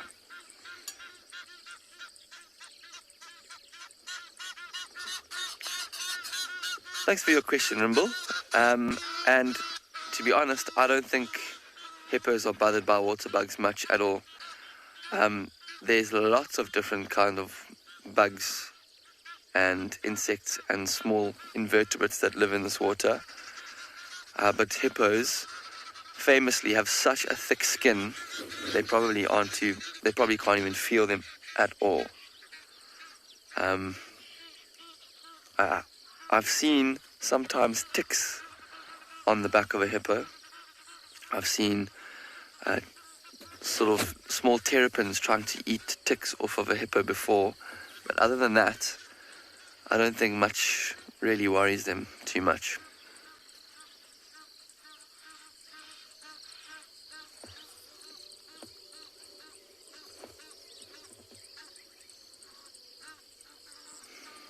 Lots of action happening at this dam. There's 2 pairs of Egyptian geese now that are chasing each other around. Don't know if you saw them or heard them fly past.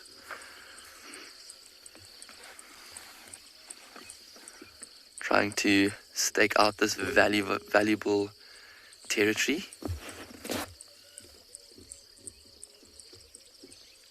So Egyptian geese actually live together in pairs, permanent pairs.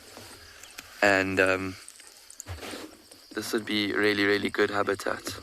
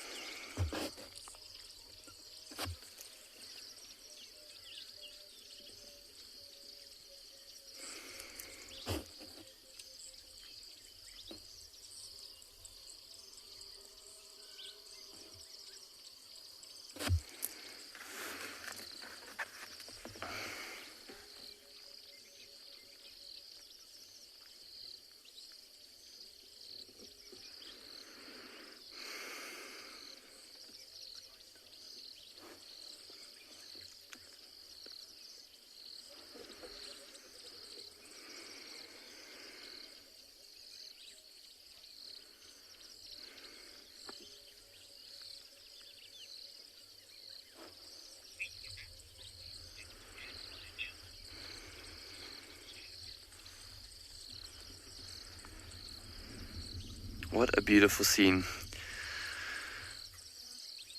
So we are going to spend some more time at this waterhole, maybe see what else comes down or what else happens, but we are going to send you over to Andrew at Djuma, who's found himself some stripes.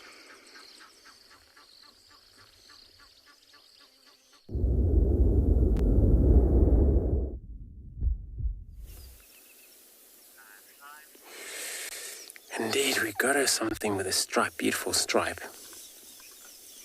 As the blend zebra. It wouldn't stick around much close to us anyway because of her probably trying to get away from this area. They're meant to be in the open.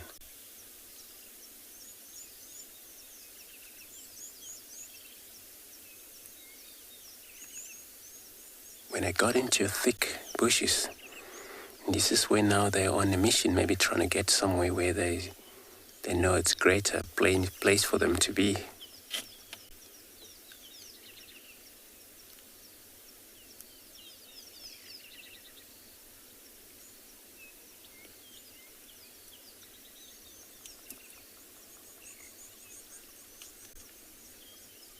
So we've got a whole dazzle over here, as a now as a collective of a zebra in the group. Where it's also a foal there as well, the baby.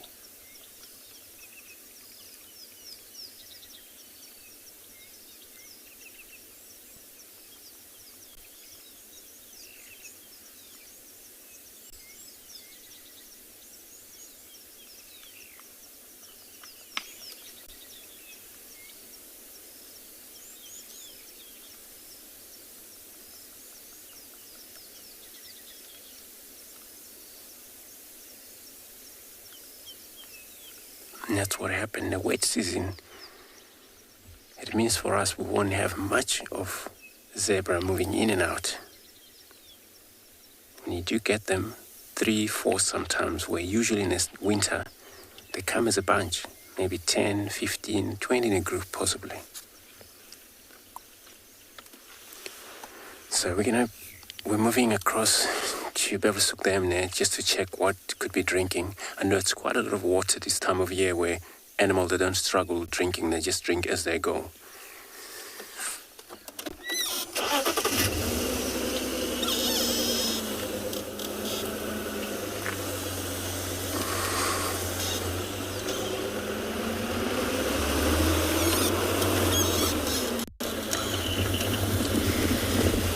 So we're just gonna arrive at the dam there. See what is in the dam. Maybe hippo or anybody who will be drinking. We'll be putting on a show for everybody.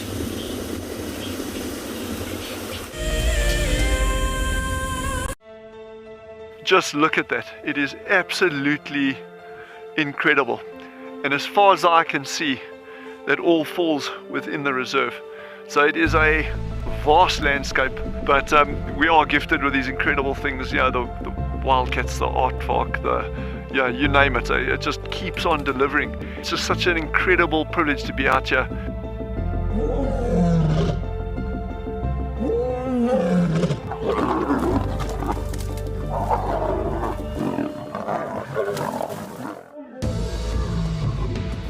And when you think it could not get better, Mother Nature says, hold on tight. Oh my word, that is gorgeous. We are cooking on gas this afternoon. Have a look at what we've got. Look at how this is the best day of my guiding career so far.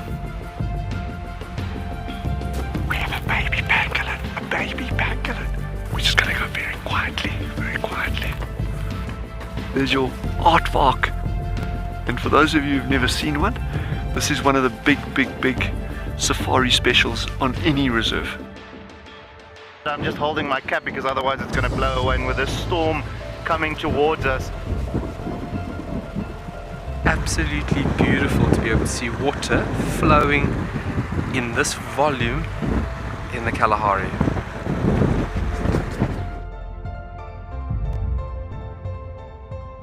Oh, look at that. You can see the structural component of these flowers. It is perfect.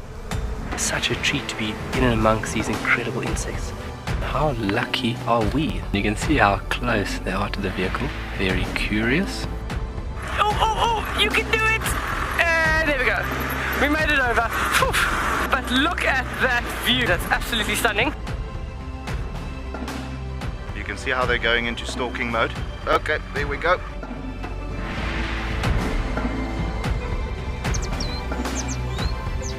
This one female is going to walk straight past the car now. Absolutely stunning. Look at that. I mean, do we just not have the best jobs in the world? That was it.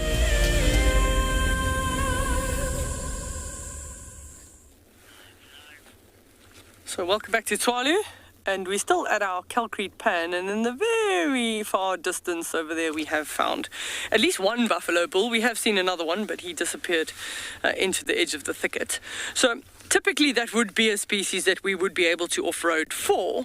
However, we're on one of these calcrete pans. So whenever we see these sort of white stones, that indicates a calcrete pan, and that means those areas are incredibly sensitive soils, so we don't drive off-road. So that's just one of those long-distance zooms for BK on the camera, because we cannot actually drive closer to him. We're going to cause too much damage, too much compaction, and there is, believe it or not, little micro life below some of these areas. We have this explosion of a fairy shrimp in these pans in the summer season that does provide a lot of food for waders and incoming birds. And those will all lie in these soil areas. And then as soon as the natural pan increases with water volume, then the little fairy shrimps come out. So it is quite a unique little species, a little fairy shrimp.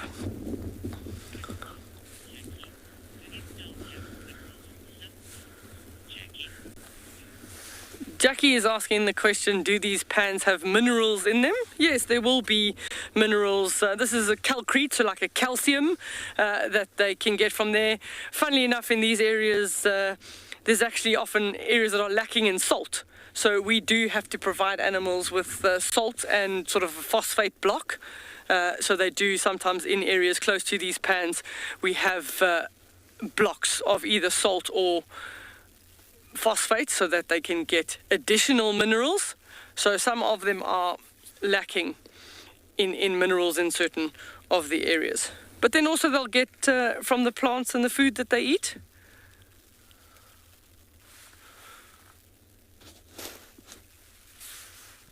So the calcrete would have been basically formed from sort of a once inland lake. It would have been a calcium deposit, so little marine mammals. But that would be thousands and thousands of years ago. But they do provide nice open areas for all the wildebeest. There's some gemsbok, there's some springbok. So it is a good area for general game.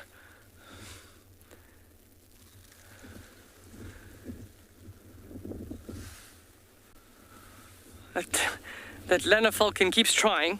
It's made 1 or 2 attempts on the doves this morning already, but missed both times.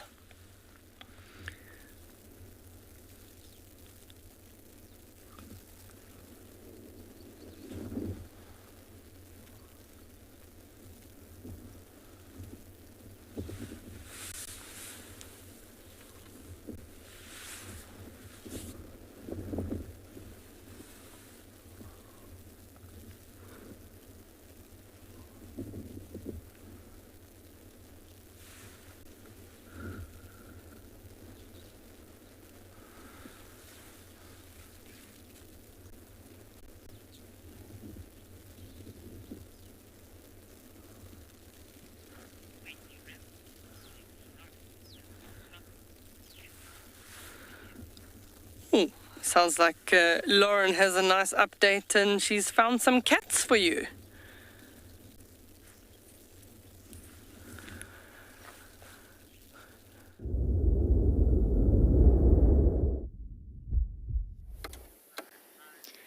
We found a Panthera pardus, a very full-looking one. I see a waddle.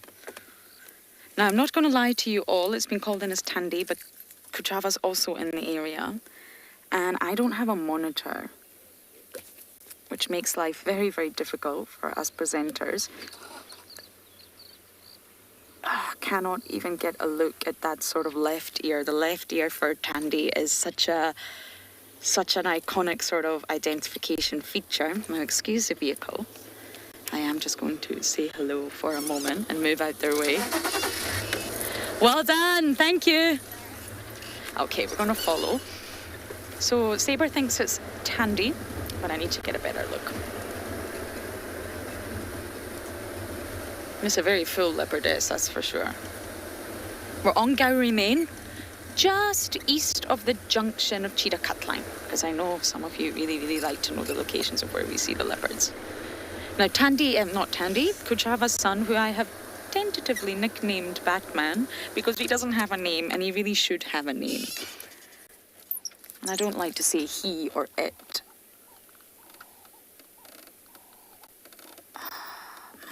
goodness.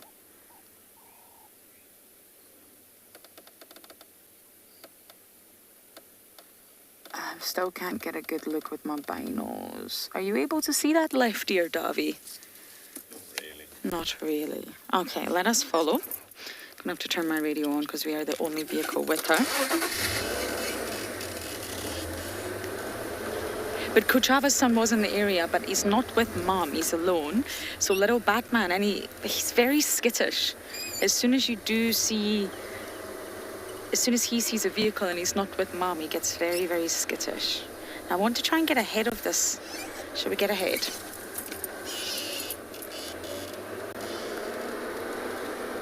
Now we are just allowed to off-road here marginally, not going too far in, because we're high up on the Katina. The minute you're down in the seep lines or the drainage lines, you're in trouble. She's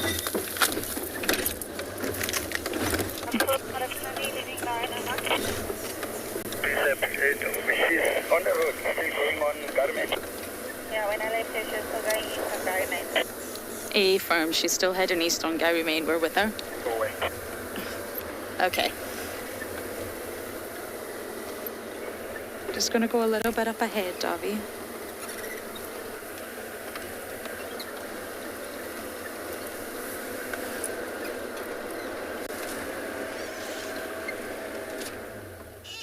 Yes. Hello, girl.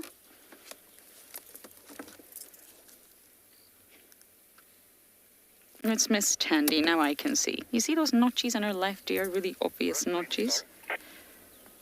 Standing by.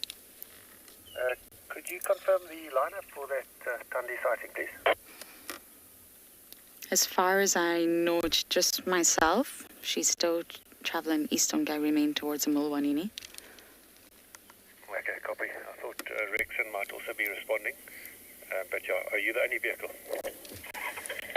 At the moment, yeah, I'm live. I'll get on the radio shortly. Okay, let's follow. She is very full. Tandy's had a kill somewhere that we have just not known about. And it's amazing the way that Tandy and Kuchava are moving right now. They are mother and daughter, but they're moving in such similar traverse areas. They're moving around in circles with one another. But that is a full belly.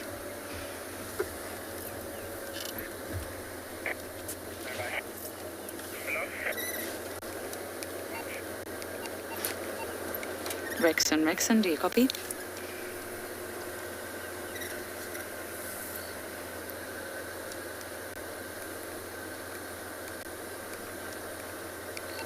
Sorry everyone, I will have to get on the radio very shortly. It is not good etiquette, shall we say, to have a leopard and not call it in. So we need to just make sure that everybody knows we've got our stations in the north, Lauren, from what? My radio is not so happy. I'm going to try that again.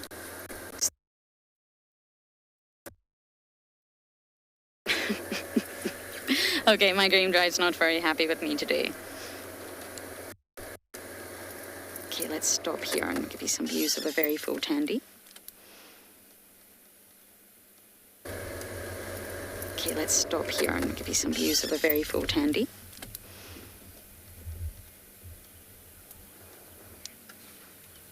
She's really shifted her territory, Tandy. She's found on Gowrie Main a lot, and as you can see, this is very much an access road. It's not the most attractive road, to be perfectly honest with you. There's lots of power lines, but it's a really good road for animals, especially your leopards and lions. Stations in the... Oh, okay, I give up.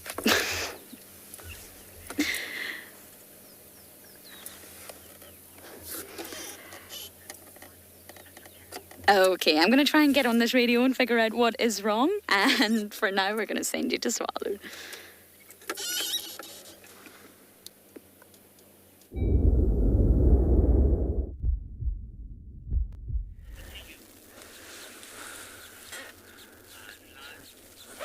So, there are quite a lot of birds there. Some Cape turtle doves. And they've been really busy in the tree. They've been drinking.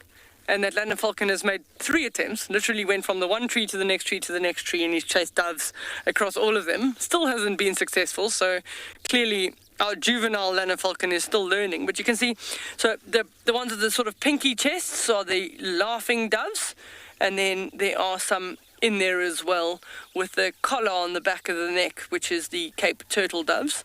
I also see middle of the screen a little Cape sparrow, sort of one of the house sparrows. He's got the sort of like white C across the face. He's in the middle of the screen. But all of them would be wary of the Lana Falcon. It doesn't matter which one he's after, but they all would respond by flying off together. As soon as one bird responds to the approach of the Lana Falcon, everybody else does exactly the same, in that they fly off. They generally don't tend to fly too far. But the doves have been drinking, so you're now seeing they're starting to sort of preen and groom. Sometimes they haven't been sort of washing or bathing. It's not hot enough for that yet. But they have all been down to drink.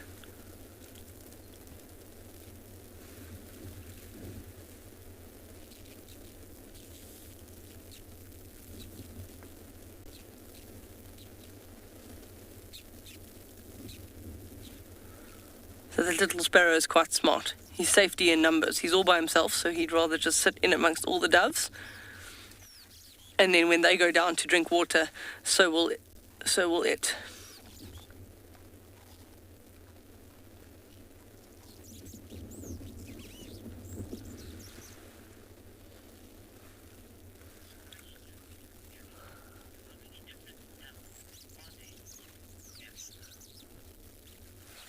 Gabby is asking the question, how many different doves are there? Well, there's quite a large number of different dove species. So here at Tswalu, we get the Cape turtle dove, the laughing dove, the Namakwa dove.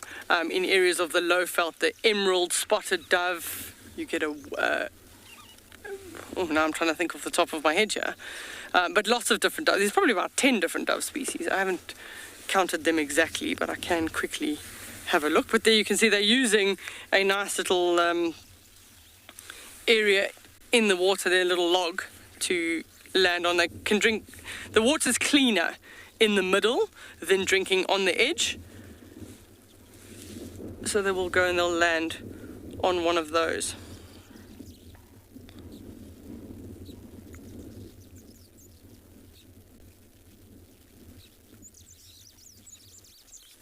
So there's 9 different dove species if you don't count the pigeons. 10. There's a lemon dove as well. 1, 2, 3, 4, 5, and about 6 pigeon species. So about 10 dove species and 6 pigeon species across southern Africa. And water for them is essential. They'll drink even twice a day, once in the morning and then once in the late afternoon.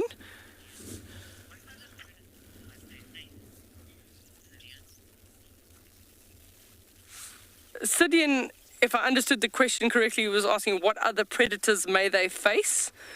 So other than the raptors like the Lana Falcon, doves have to be careful for jackal, caracal. Other serval is predominantly mice, so not a serval.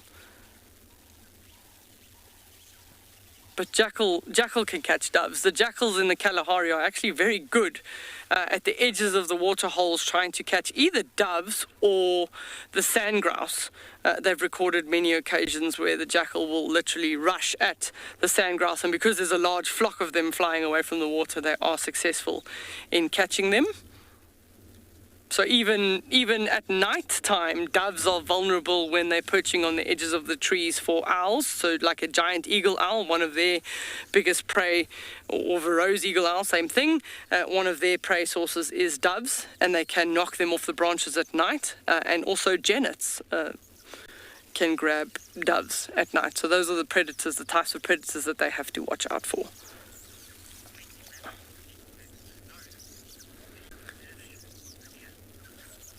So it sounds like Lauren has regained visual of her cat, so we're going to send you across there.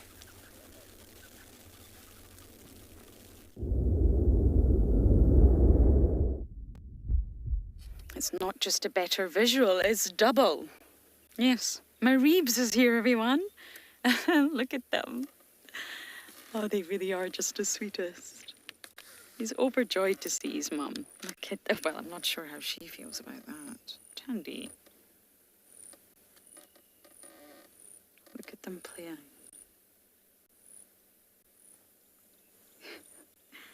Look at the Tandy smile. Never fail. She is very affectionate with him, though, of course she is. Oh, it's so lovely to see them. And luckily, they're now on Chitwa, which means that we're the only vehicle. And others will join, of course, so I'm just going to keep my radio up. And she's headed south off of Gowrie Main. So they're back on Chitwa, which is really, look at that, which is actually really quite normal for Tandy now. Chitwa seems to be her new spot, if you like. Pardon the pun.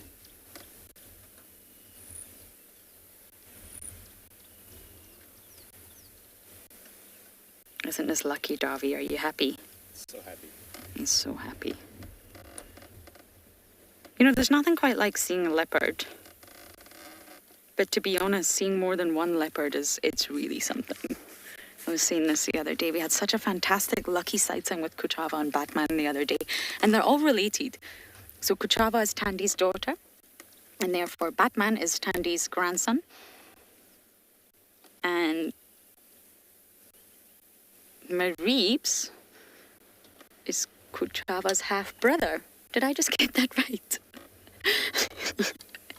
Yes, they don't have the same father, or it's highly unlikely they have the same father. Yes, they don't. So therefore, Reeves is Kuchava's half-brother. And there's the lineage right there for you all. Animal life, you love this family, I know. And I think what we do here at Wild Earth is really magical because we are, hello. We are really involved in the lineages and the history. So, I mean, this is not just a leopard. It's Tandy, and we know her offspring. We know how fiercely she's fought for survival. She's produced such wonderful, wonderful offspring, and we know who she's mated with almost. I mean, probably not every single male. But it's just really wonderful that you can dive deep into their lives, which give us a much better understanding. And the more you know, the more you care.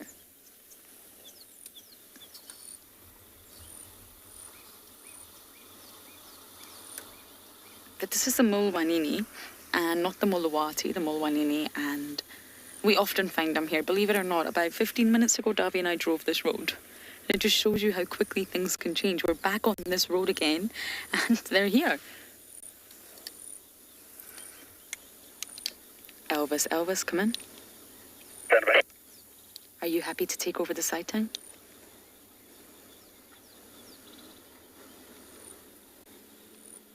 Will you take over the lineup?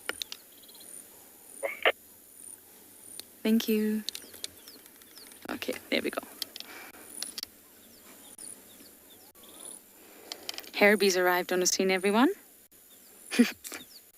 Some of you will remember Herbie, one of my favorite humans. Oh, isn't this so tender? Davi, do you want me just to pull up a little bit to the right so we can get a better view, or are you happy? Okay, we're just going to move a little bit and we'll get out of the way of the other vehicles.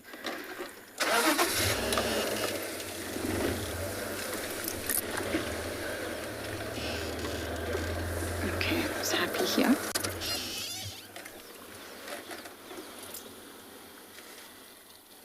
Oh, look at Tandy. You know, Tandy really is what a female leopard should be. She is incredible. And we call her grumpy, but really she is just absolutely phenomenal. And Reeves is her 7th litter. She has suffered lots of loss, I'm afraid, but that's normal. There's never going to be 100% success rate. That's never going to happen, I'm afraid, in the animal kingdom.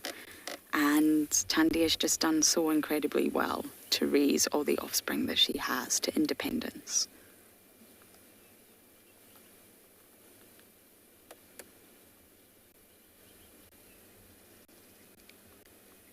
Just going to let you enjoy this for a moment.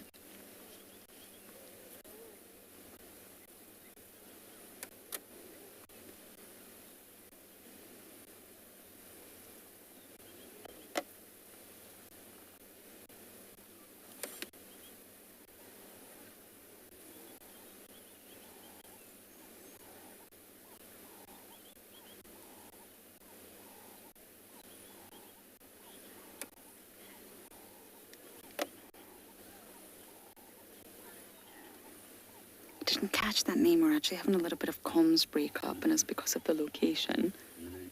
And you're asking how long is it until Mareebs is on his own? Well, he's a year now. March is his birthday month, we believe, and 18 months is normally when male leopards sort of start to reach independence. But it's a process, it's progressive. It's not a case of just waking up as soon as it's your 18-month mark birthday and you decide to leave. He will sort of explore, come and go, keeping a little bit of an attachment for mum, and then eventually he will leave and he will disperse. And of course, that's exactly what life is for male leopards.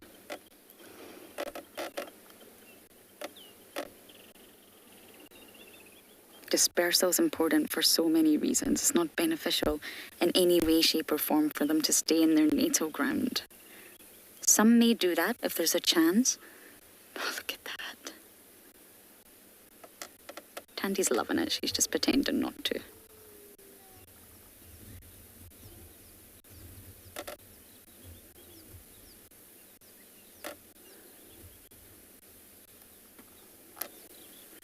It's actually quite remarkable now that I spent some time with aka Batman, how much bigger he is than Mareebs. Mareebs is still quite petite compared to Kuchava's son. There's a 4-month difference.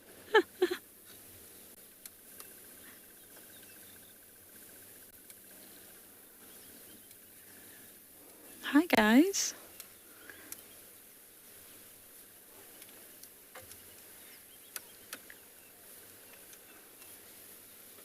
Oh, Tandy, we do see you.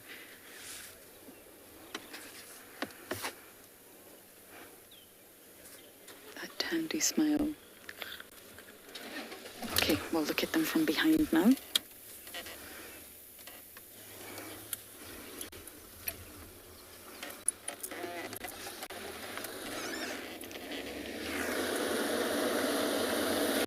Okay, we're going to get a little bit blocked here by vehicles, I'm afraid.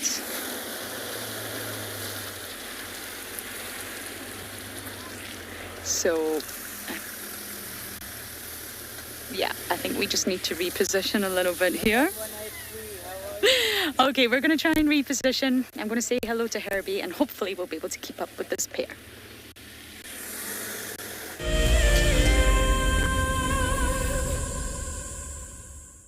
There are millions of people and animals around the world that call forests their home.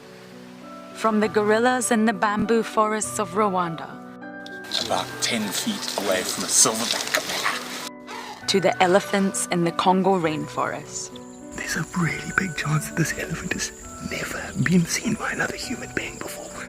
This World Wildlife Day celebrates forests, forest species, and the countless livelihoods they sustain.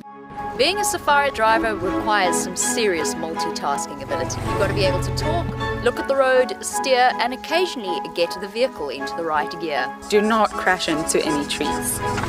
Oh, that's a dozy. Just jump into the car and hope for the best, and you'll see where it takes you. No, I'm just kidding. I'm surprised they're moving as fast as that didn't go well. Who is the best driver? Well, me, of course, although some of the cam ops might disagree. My name is Ross, and I'm a field guide at and beyond Pinda Private Game Reserve. I love getting questions from guests on Wild Earth because I love sharing and learning information about nature with new people, and it also makes me feel like you're all joining me in real life. If you want to ask a question on Wild Earth, then you need to register on our website. Once registered, go to our live safari page and submit your question below our live feed. Looks like it's a very difficult climb because every time it tries to climb, the ground is breaking, so it slides down. But it's the only one. Look at that. That is the call of desperation with a cub. It's like, what are you doing, mommy? Oops. Oof. Expect the unexpected here on Wild Earth daily. What makes and beyond Pinda Private Game Reserve so special is our massive array of habitats. And with that comes, of course, a beautiful diversity of landscapes, but also an incredible biodiversity in terms of plants, bird life and animal life, as well as, of course, our conservation success stories with cheetah, with rhinos, now with pangolins too. Catch up with the guides daily here on Wild Earth.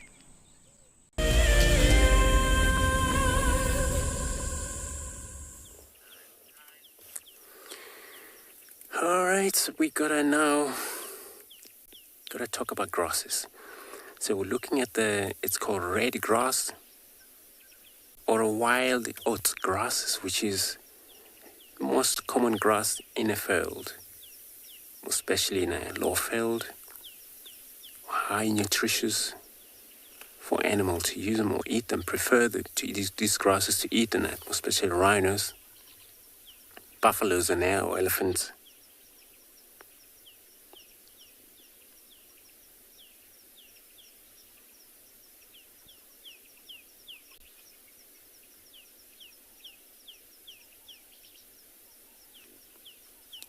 And easily grass to able to identify by just looking at in this whole mix of grass over here.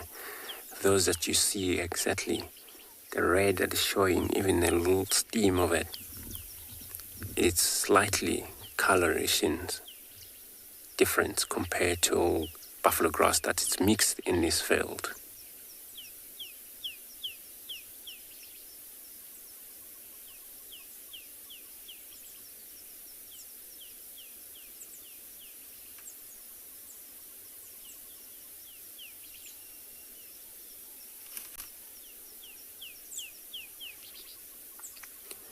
So, a nutritious is considered of the most available grazing grasses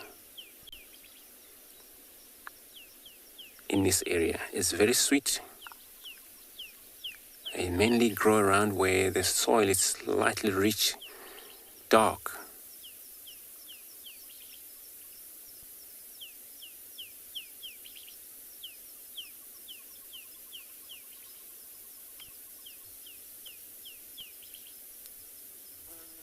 And it does actually provide a little bit of a greater smell to human. Also, that's why maybe the animals love it so much.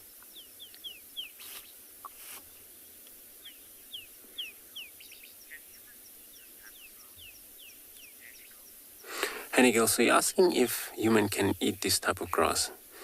No, there is some grasses where they collect them, some other tribe where they grind them into porridge, but not these one. So name oat grasses just because of the, if you look to the very much red top where the seed dispersed, and it almost looks like a oats plant. But no, it's not eatable.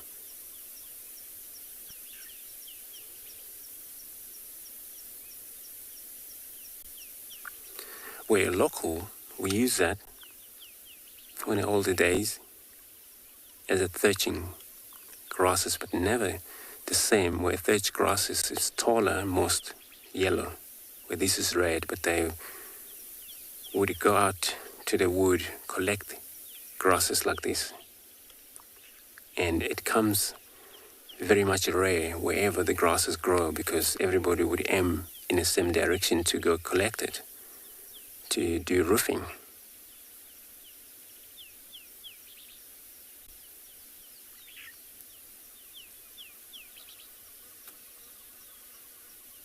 But it's not such a strong roofing grasses as a thatch grass.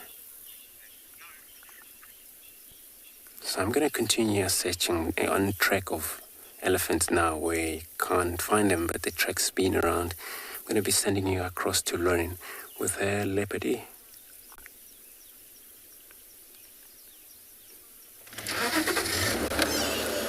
Now we've got them walking towards us, so we're just going to reverse a little bit out their way. I'm never a fan of blocking an animal's path, and I didn't park very well there.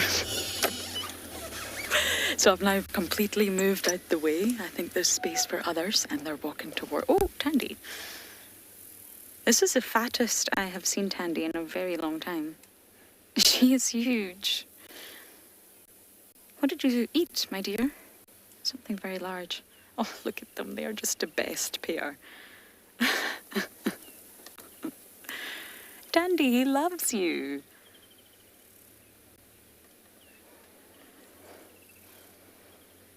He's turning into such a fine leopard, but he's definitely a lot smaller than Kuchava's son. He's tiny.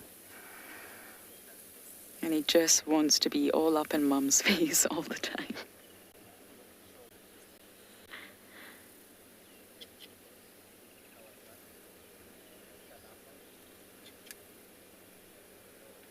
I don't really know what to say except smile. The sun is shining and I have two incredible leopards next to me.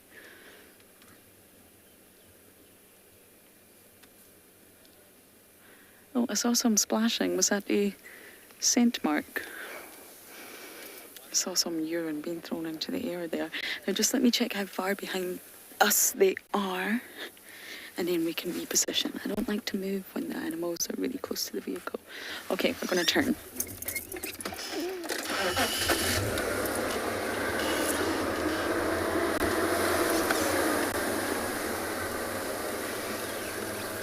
Redneck, you're asking?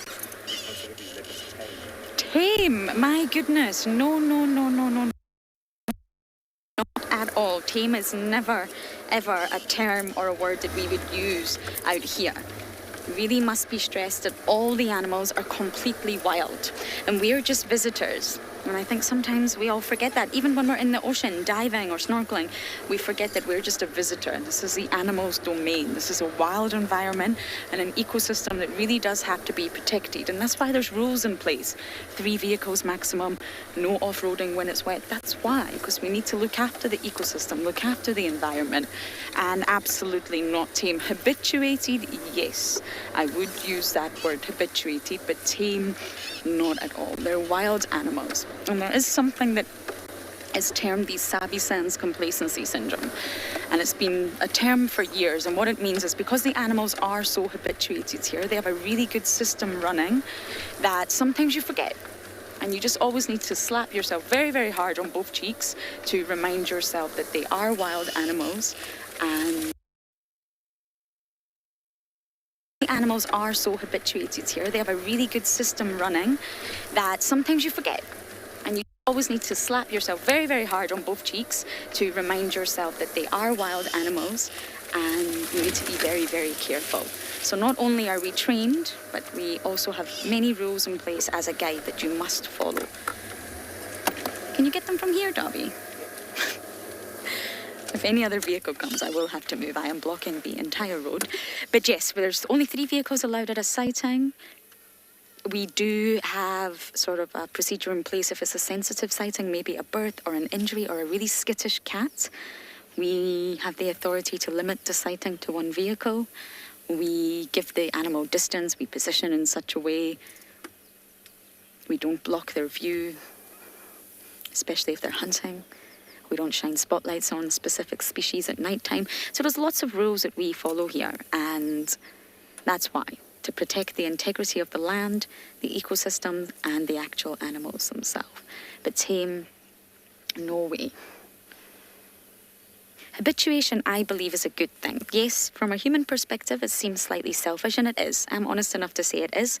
The more habituated an animal is, the more time you can spend with it. And that's obviously a selfish reason. But it's also, in my opinion, better for the animal. Because they're not scared, you know. If you look at Mareebs, he was a little bit skittish, but now he's getting used to being around vehicles. He's understanding that they mean no harm. He doesn't have to flee. He doesn't have to go into that innate response, fight or flight, every single time he sees a vehicle. His cortisol levels don't need to rise in his blood because he will understand that the smells, the noise, the sight of a vehicle means no harm. You don't want an animal to always constantly panic when they see a vehicle. That would make me really sad to think that humans in this environment were doing that, causing a biological response, changing the cortisol levels, the hormone levels out of fear. You also don't want that. Okay, we might lose our visual soon. And it's Herbie.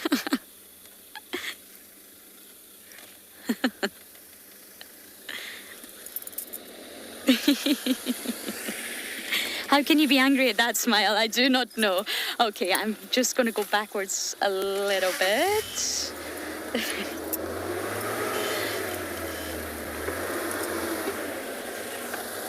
Are you leaving? Yeah. Bye, her. I found you leopards this time. I know. Okay, now I'm just going to get into a better position. Davy, can you work with this? Okay, there we go.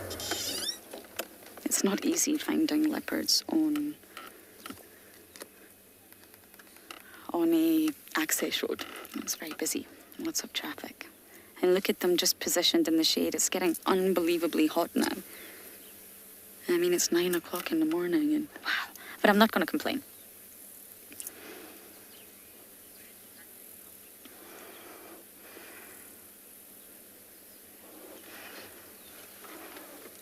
Kevin, you're asking, is Mareebs helping with the hunts? Mareebs will be hunting himself, but it will not be big prey. So he'll probably be hunting reptiles and squirrels and... Sorry, I was just watching there. And maybe tortoises. So he absolutely will be hunting himself, but I think you're referring to a big hunt. And I've not seen them hunt together. Generally speaking, they do tend to do it separately, where Tandy will make the hunt and go and call him. And of course, he will be eating. He needs to...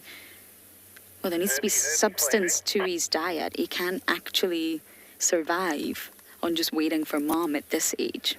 So he'll be snacking as he goes. But I've never seen them hunt together. It's normally mum hunts and he then joins in.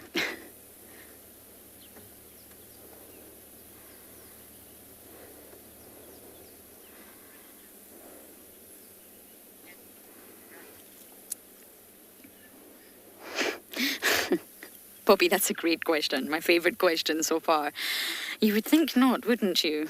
It's a rather bulbous belly. I know the feeling, Tandy. I really do. But she will be able to run, absolutely. Otherwise, she would be in a lot of trouble if she was that full and she wasn't able to escape danger. So although she looks terribly full, she will be able to run.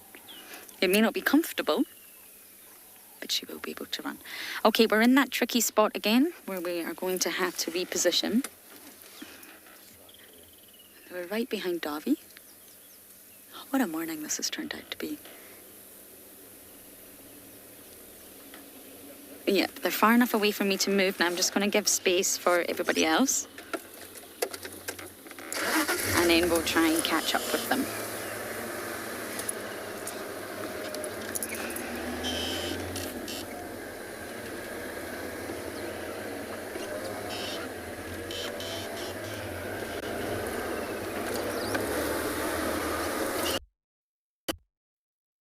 Okay, I'm going to try my best position. Now we're going to send you across to Andrew for an update.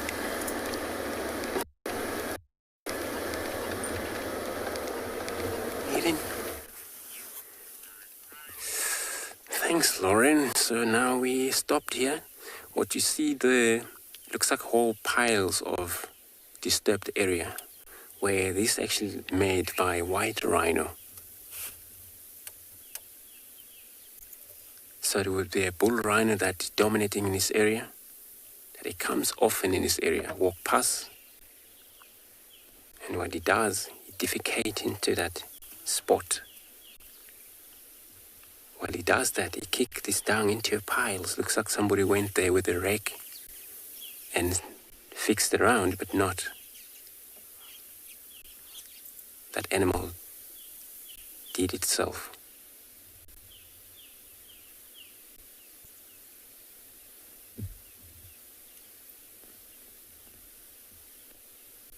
It comes very nutritious compost afterwards. Those are other side of this median. It's all the dung that are all just compost. The plants just grow on top.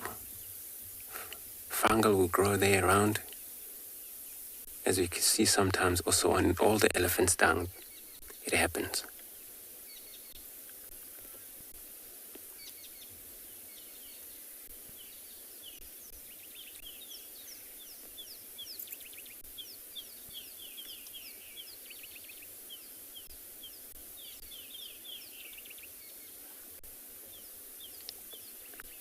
we don't see any fresh defecation in there. And maybe a week ago or a few days ago, the reason is that, these days or this time of year, it's a lot of dung beetles that always around wherever there's a defecation, they're visited and they collect dung as a food and they roll it away as a little balls. Finally, there's nothing left in there. Looks like some of them will feed in that area and bury themselves under that dung.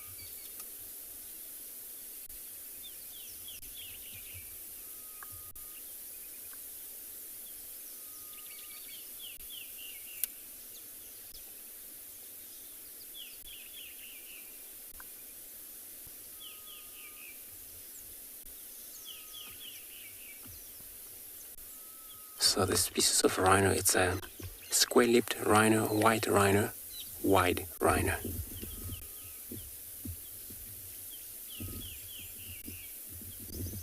It's all grasses, matter that is there only.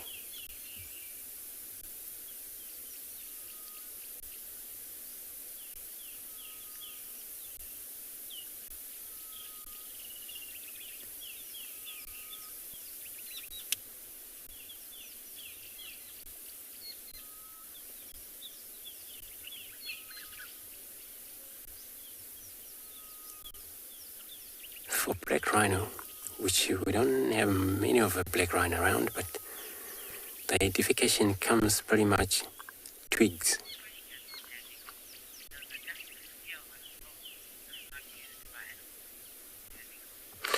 And you're asking if the dung would disappear on its own if it's never eaten by any of the dung beetles. So mainly for example, in the winter where there's no existence of any of the beetle flying around, they all hibernate on some of the time, and these dungs will remain. And they all see piles of dung, even those of buffaloes. Every time you drive, you see all piles of dung still remaining for over a month, even though they dried out. So there's no such a way that would be washed off by the rain, because the winter is no rain here for us.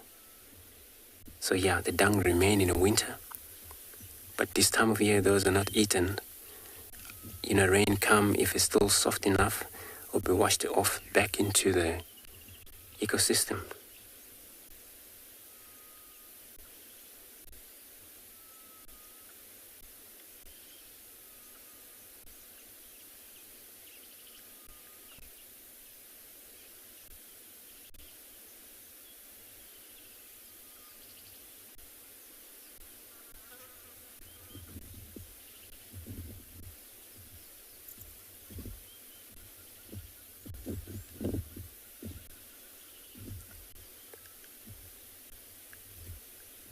And this rhino would have a lot of these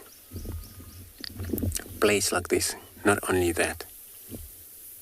So that dominant bull rhino, he would set up his own territory, boundary, where he always visit.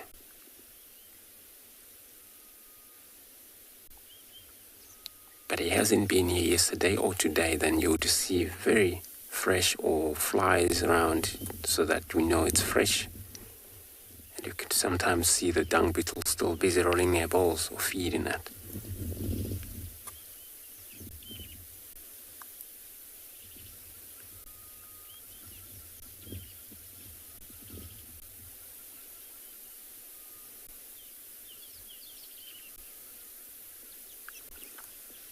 So we won't move checking around here. Hopefully we get across the elephants that we were tracking earlier, where the tracks were leading into one of the river, which is Umlawati River down there. So we're going to go all the way around, check. May go via past the Gari Dam there. See what is there for us.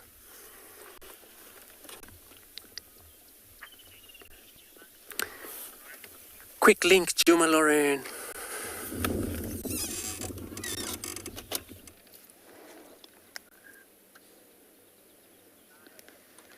We have repositioned again.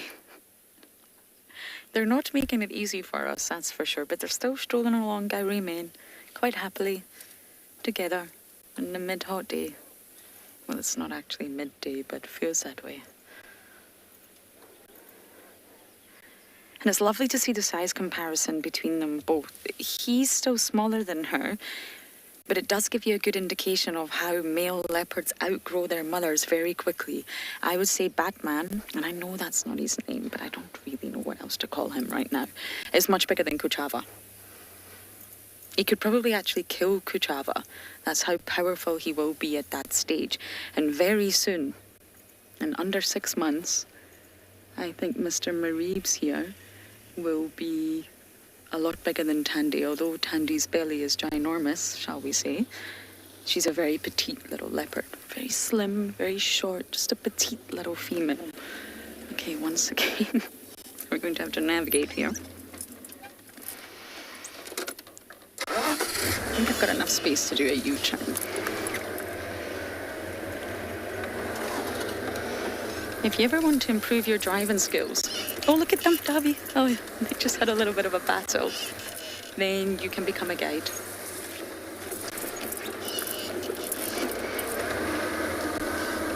My father still doesn't believe me, but I can assure you my driving skills have improved a tenfold since working out here. Now, this junction that you can probably see, this is a very important junction. If you go to the left, that's Chitwa. If you go straight on, you're continuing along the southern boundary. And if you take a right, you go up Cheetah Cut Line. So this is a great indication. I know maybe some of you aren't too familiar with the property, but that's okay. It's a great indication of the roads that Tandy really is using. She's shifted her territory. She was called the Queen of Djuma for a very long time. But to be honest, she spends most of her time now on Torchwood, which is actually her natal stomping grounds, and Chitwa. She's really not coming too much into Djuma anymore, but she's now turning up to Cheetah Cut Line. So it'll be very interesting to see, is she going to go on to Torchwood, or is she going to cross on to Djuma?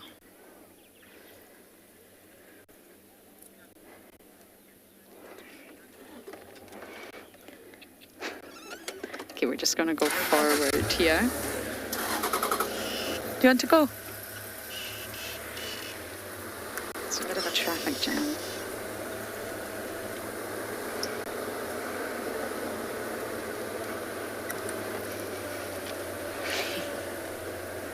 Okay.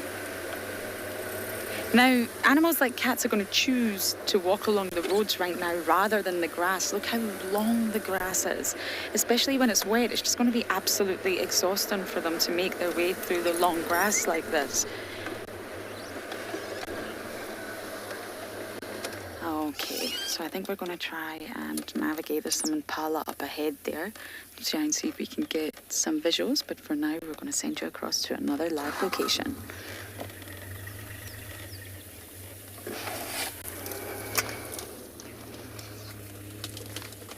Okay, we are not going anywhere. You're sticking with us. Bear with me.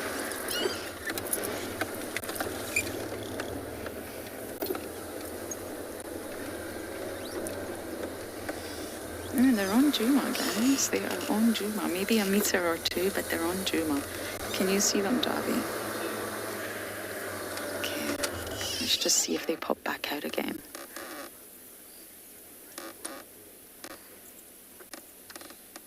Yes, if you look at the height of the grass, you're going to spend more energy trying to walk through this vegetation, and you're going to get wet, and you're going to get ticks, rather than just walking on the roads. So of course they will walk through the long grass, but when you think about it, it's really, really not as easy as it would be when the grass is short, or to walk on the roads like this.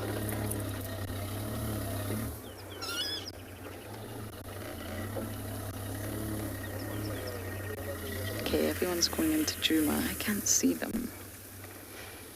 I think they're actually walking down the fire break.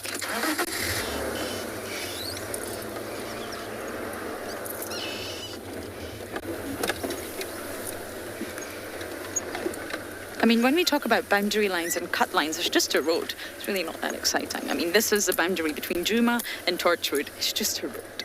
To the animals, it's nothing. But to us, it's obviously definitely a marker of where we can traverse and where we can. Misikaya. Thank you, Panotti. Okay, they're heading towards Gwenstein. Some of you will know Gwenstein. An old Misikaya, an old hyena den, but to be honest, it's collapsed. The trees collapsed on top of it, so I'm not entirely sure the hyenas will actually use Gwenstein again. Now, we're still okay to off-road marginally on this part. And hopefully we're going to manage to catch up with our queen and be Prince Charming. So for now, over to Andrew.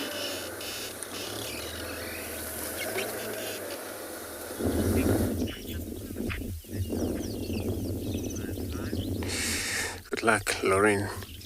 Good luck, Lauren. We got a small bird over here. It's called a ratback shrike. Sitting on that very dry branches.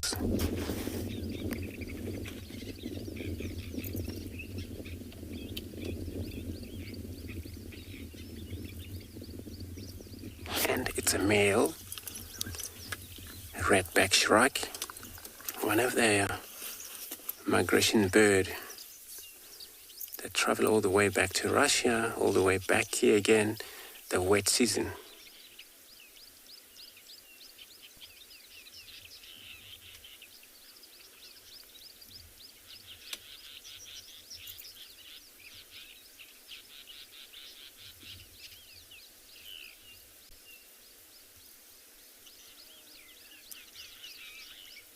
It's on his hunt. As we watch both sides of that area, would feed mainly on insect.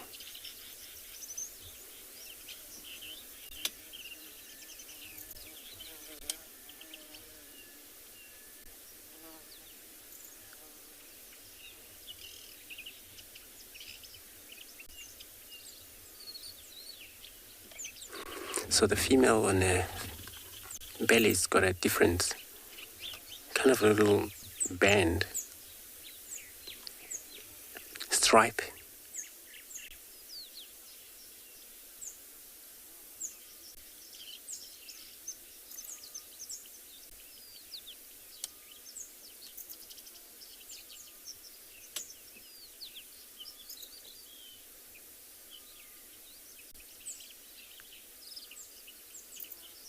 And those are the type of the birds that I hunt from the air, catch its prey from the air. These are grasshoppers and all other insects that they are about flying around.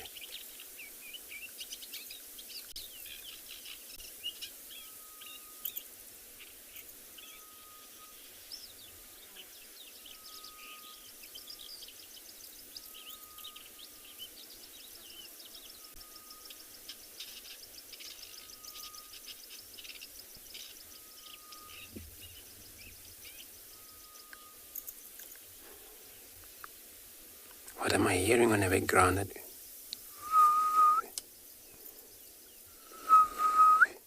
Can't do it properly.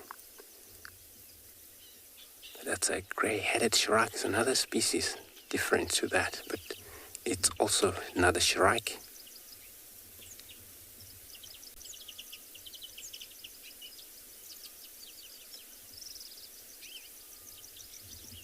So that it's more louder than this one. We got it right here.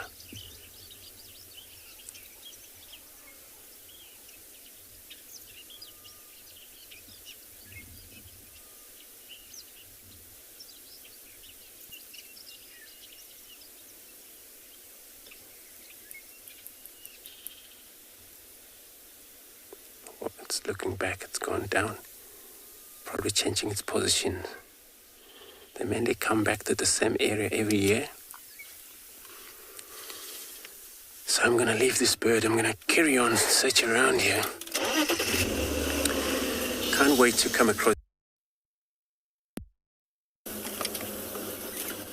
or a beautiful grazing. I'm just hoping to find them do that, do anything.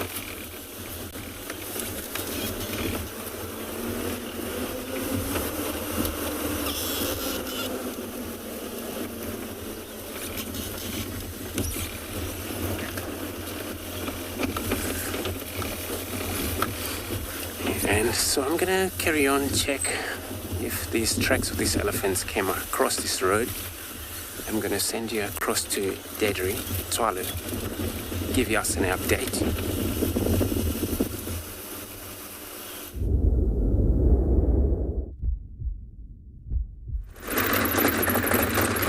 So welcome back to Tswalu. We're just on one of our roads that's relatively corrugated. It's quite a well-used road.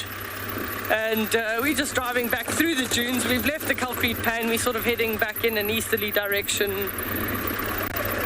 and seeing what we can find. But now, in these dune streets, we're typically looking for wildebeest, gemsbok, eland again, maybe some springbok. And yeah, as we go, they're definitely going to start heading into the shade. The temperature is starting to pick up now, so we are looking under the shady areas.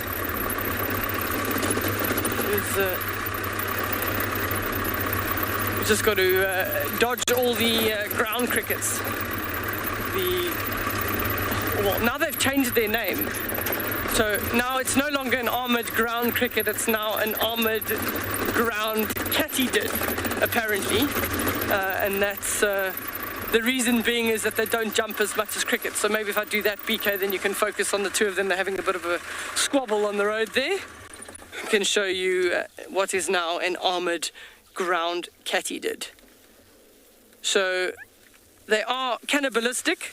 If one of the individuals, which unfortunately on the roads, just the sheer volume, there are some that don't make it, they're gaining salts and proteins by consuming their previous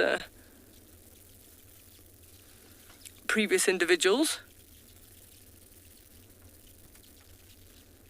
So extremely long antennae.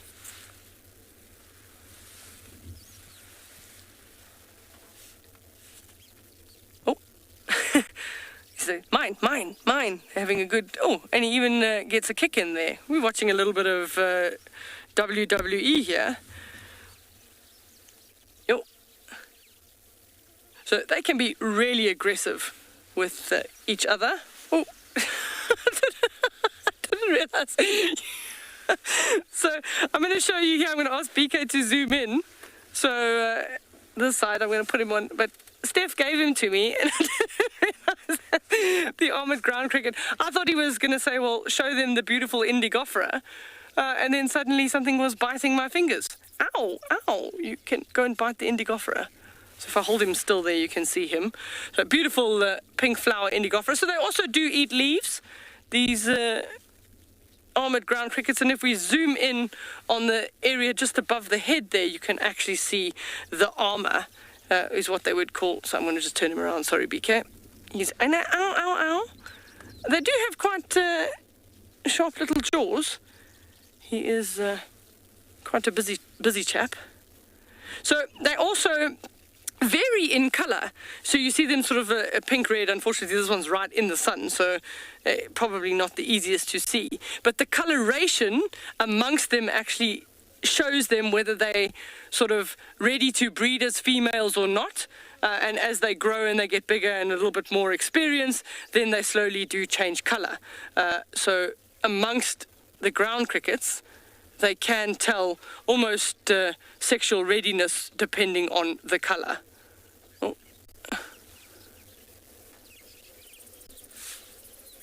So we just can you just stay still? There we go. But there's not many a person that likes these creatures. They just find themselves everywhere. You'll find them on your washing line. You'll find them in your house. You'll find them on the walls. You'll find them all over at this time of the year.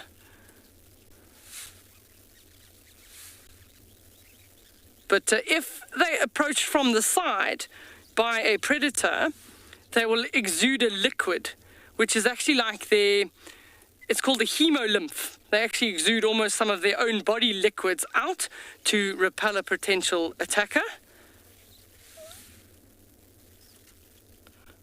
Just a really, really interesting creature.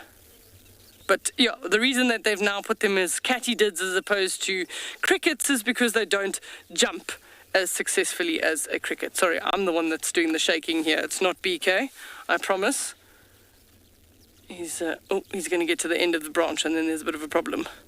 But incredibly good climbers, and we do notice that they do tend to go up into the trees and top of the vegetation in the late afternoons. So I do think that they definitely don't like the colder temperatures at night. So they do tend to try and get off the ground where there's going to be sort of a layer of dew.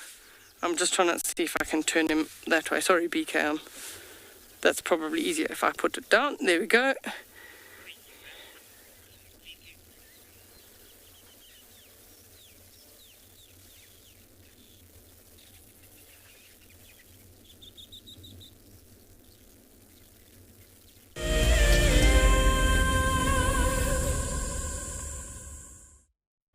Do you dream of traveling to a far-flung wilderness location where life continues as normal?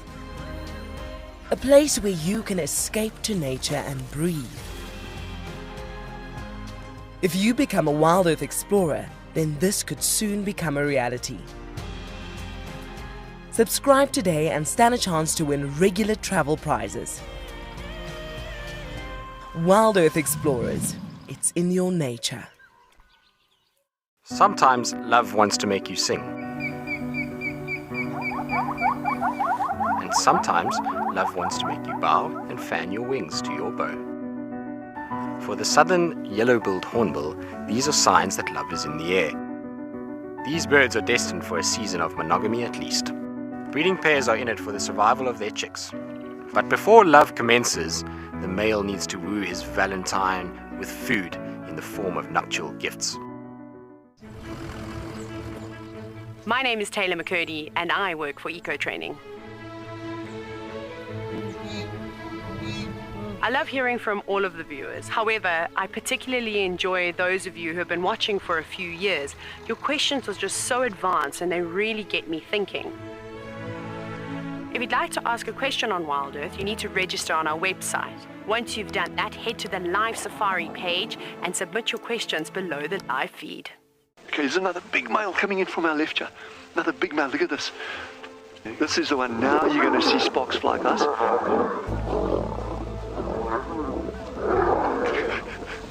Guys, it doesn't get better than this, eh? Yes! Unbelievable. Africa, I love you, eh? Expect the unexpected here on Wild Earth daily. Hi, I'm Kyle, and I come to you live every day here from Tswalu Kalahari in South Africa. My favorite bird has to be the social weaver. The enormous nest that they create, their survival tactics to inhabit these harsh and unforgiving environments, and as well as their complex social arrangements is truly remarkable. And the interconnectedness with the ecosystem shows us that we are too. Catch up with the guides daily here on Wild Earth.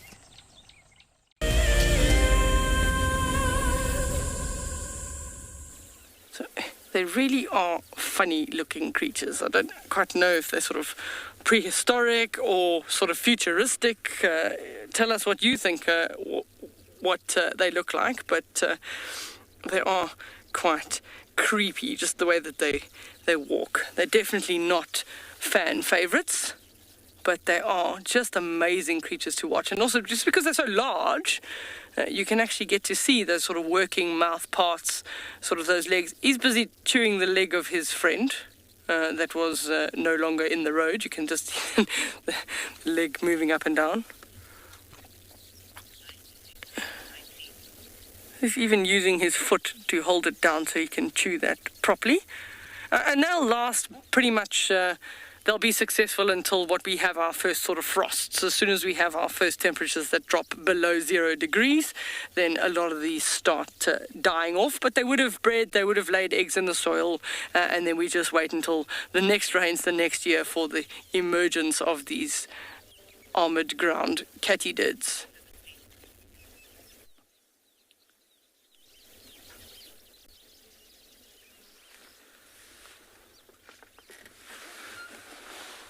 So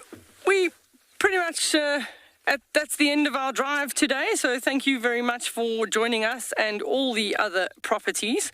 We'll catch up with you this afternoon at 3:30 Central African time for our 4-hour afternoon safari. Remember that you're enjoying all of this live with us.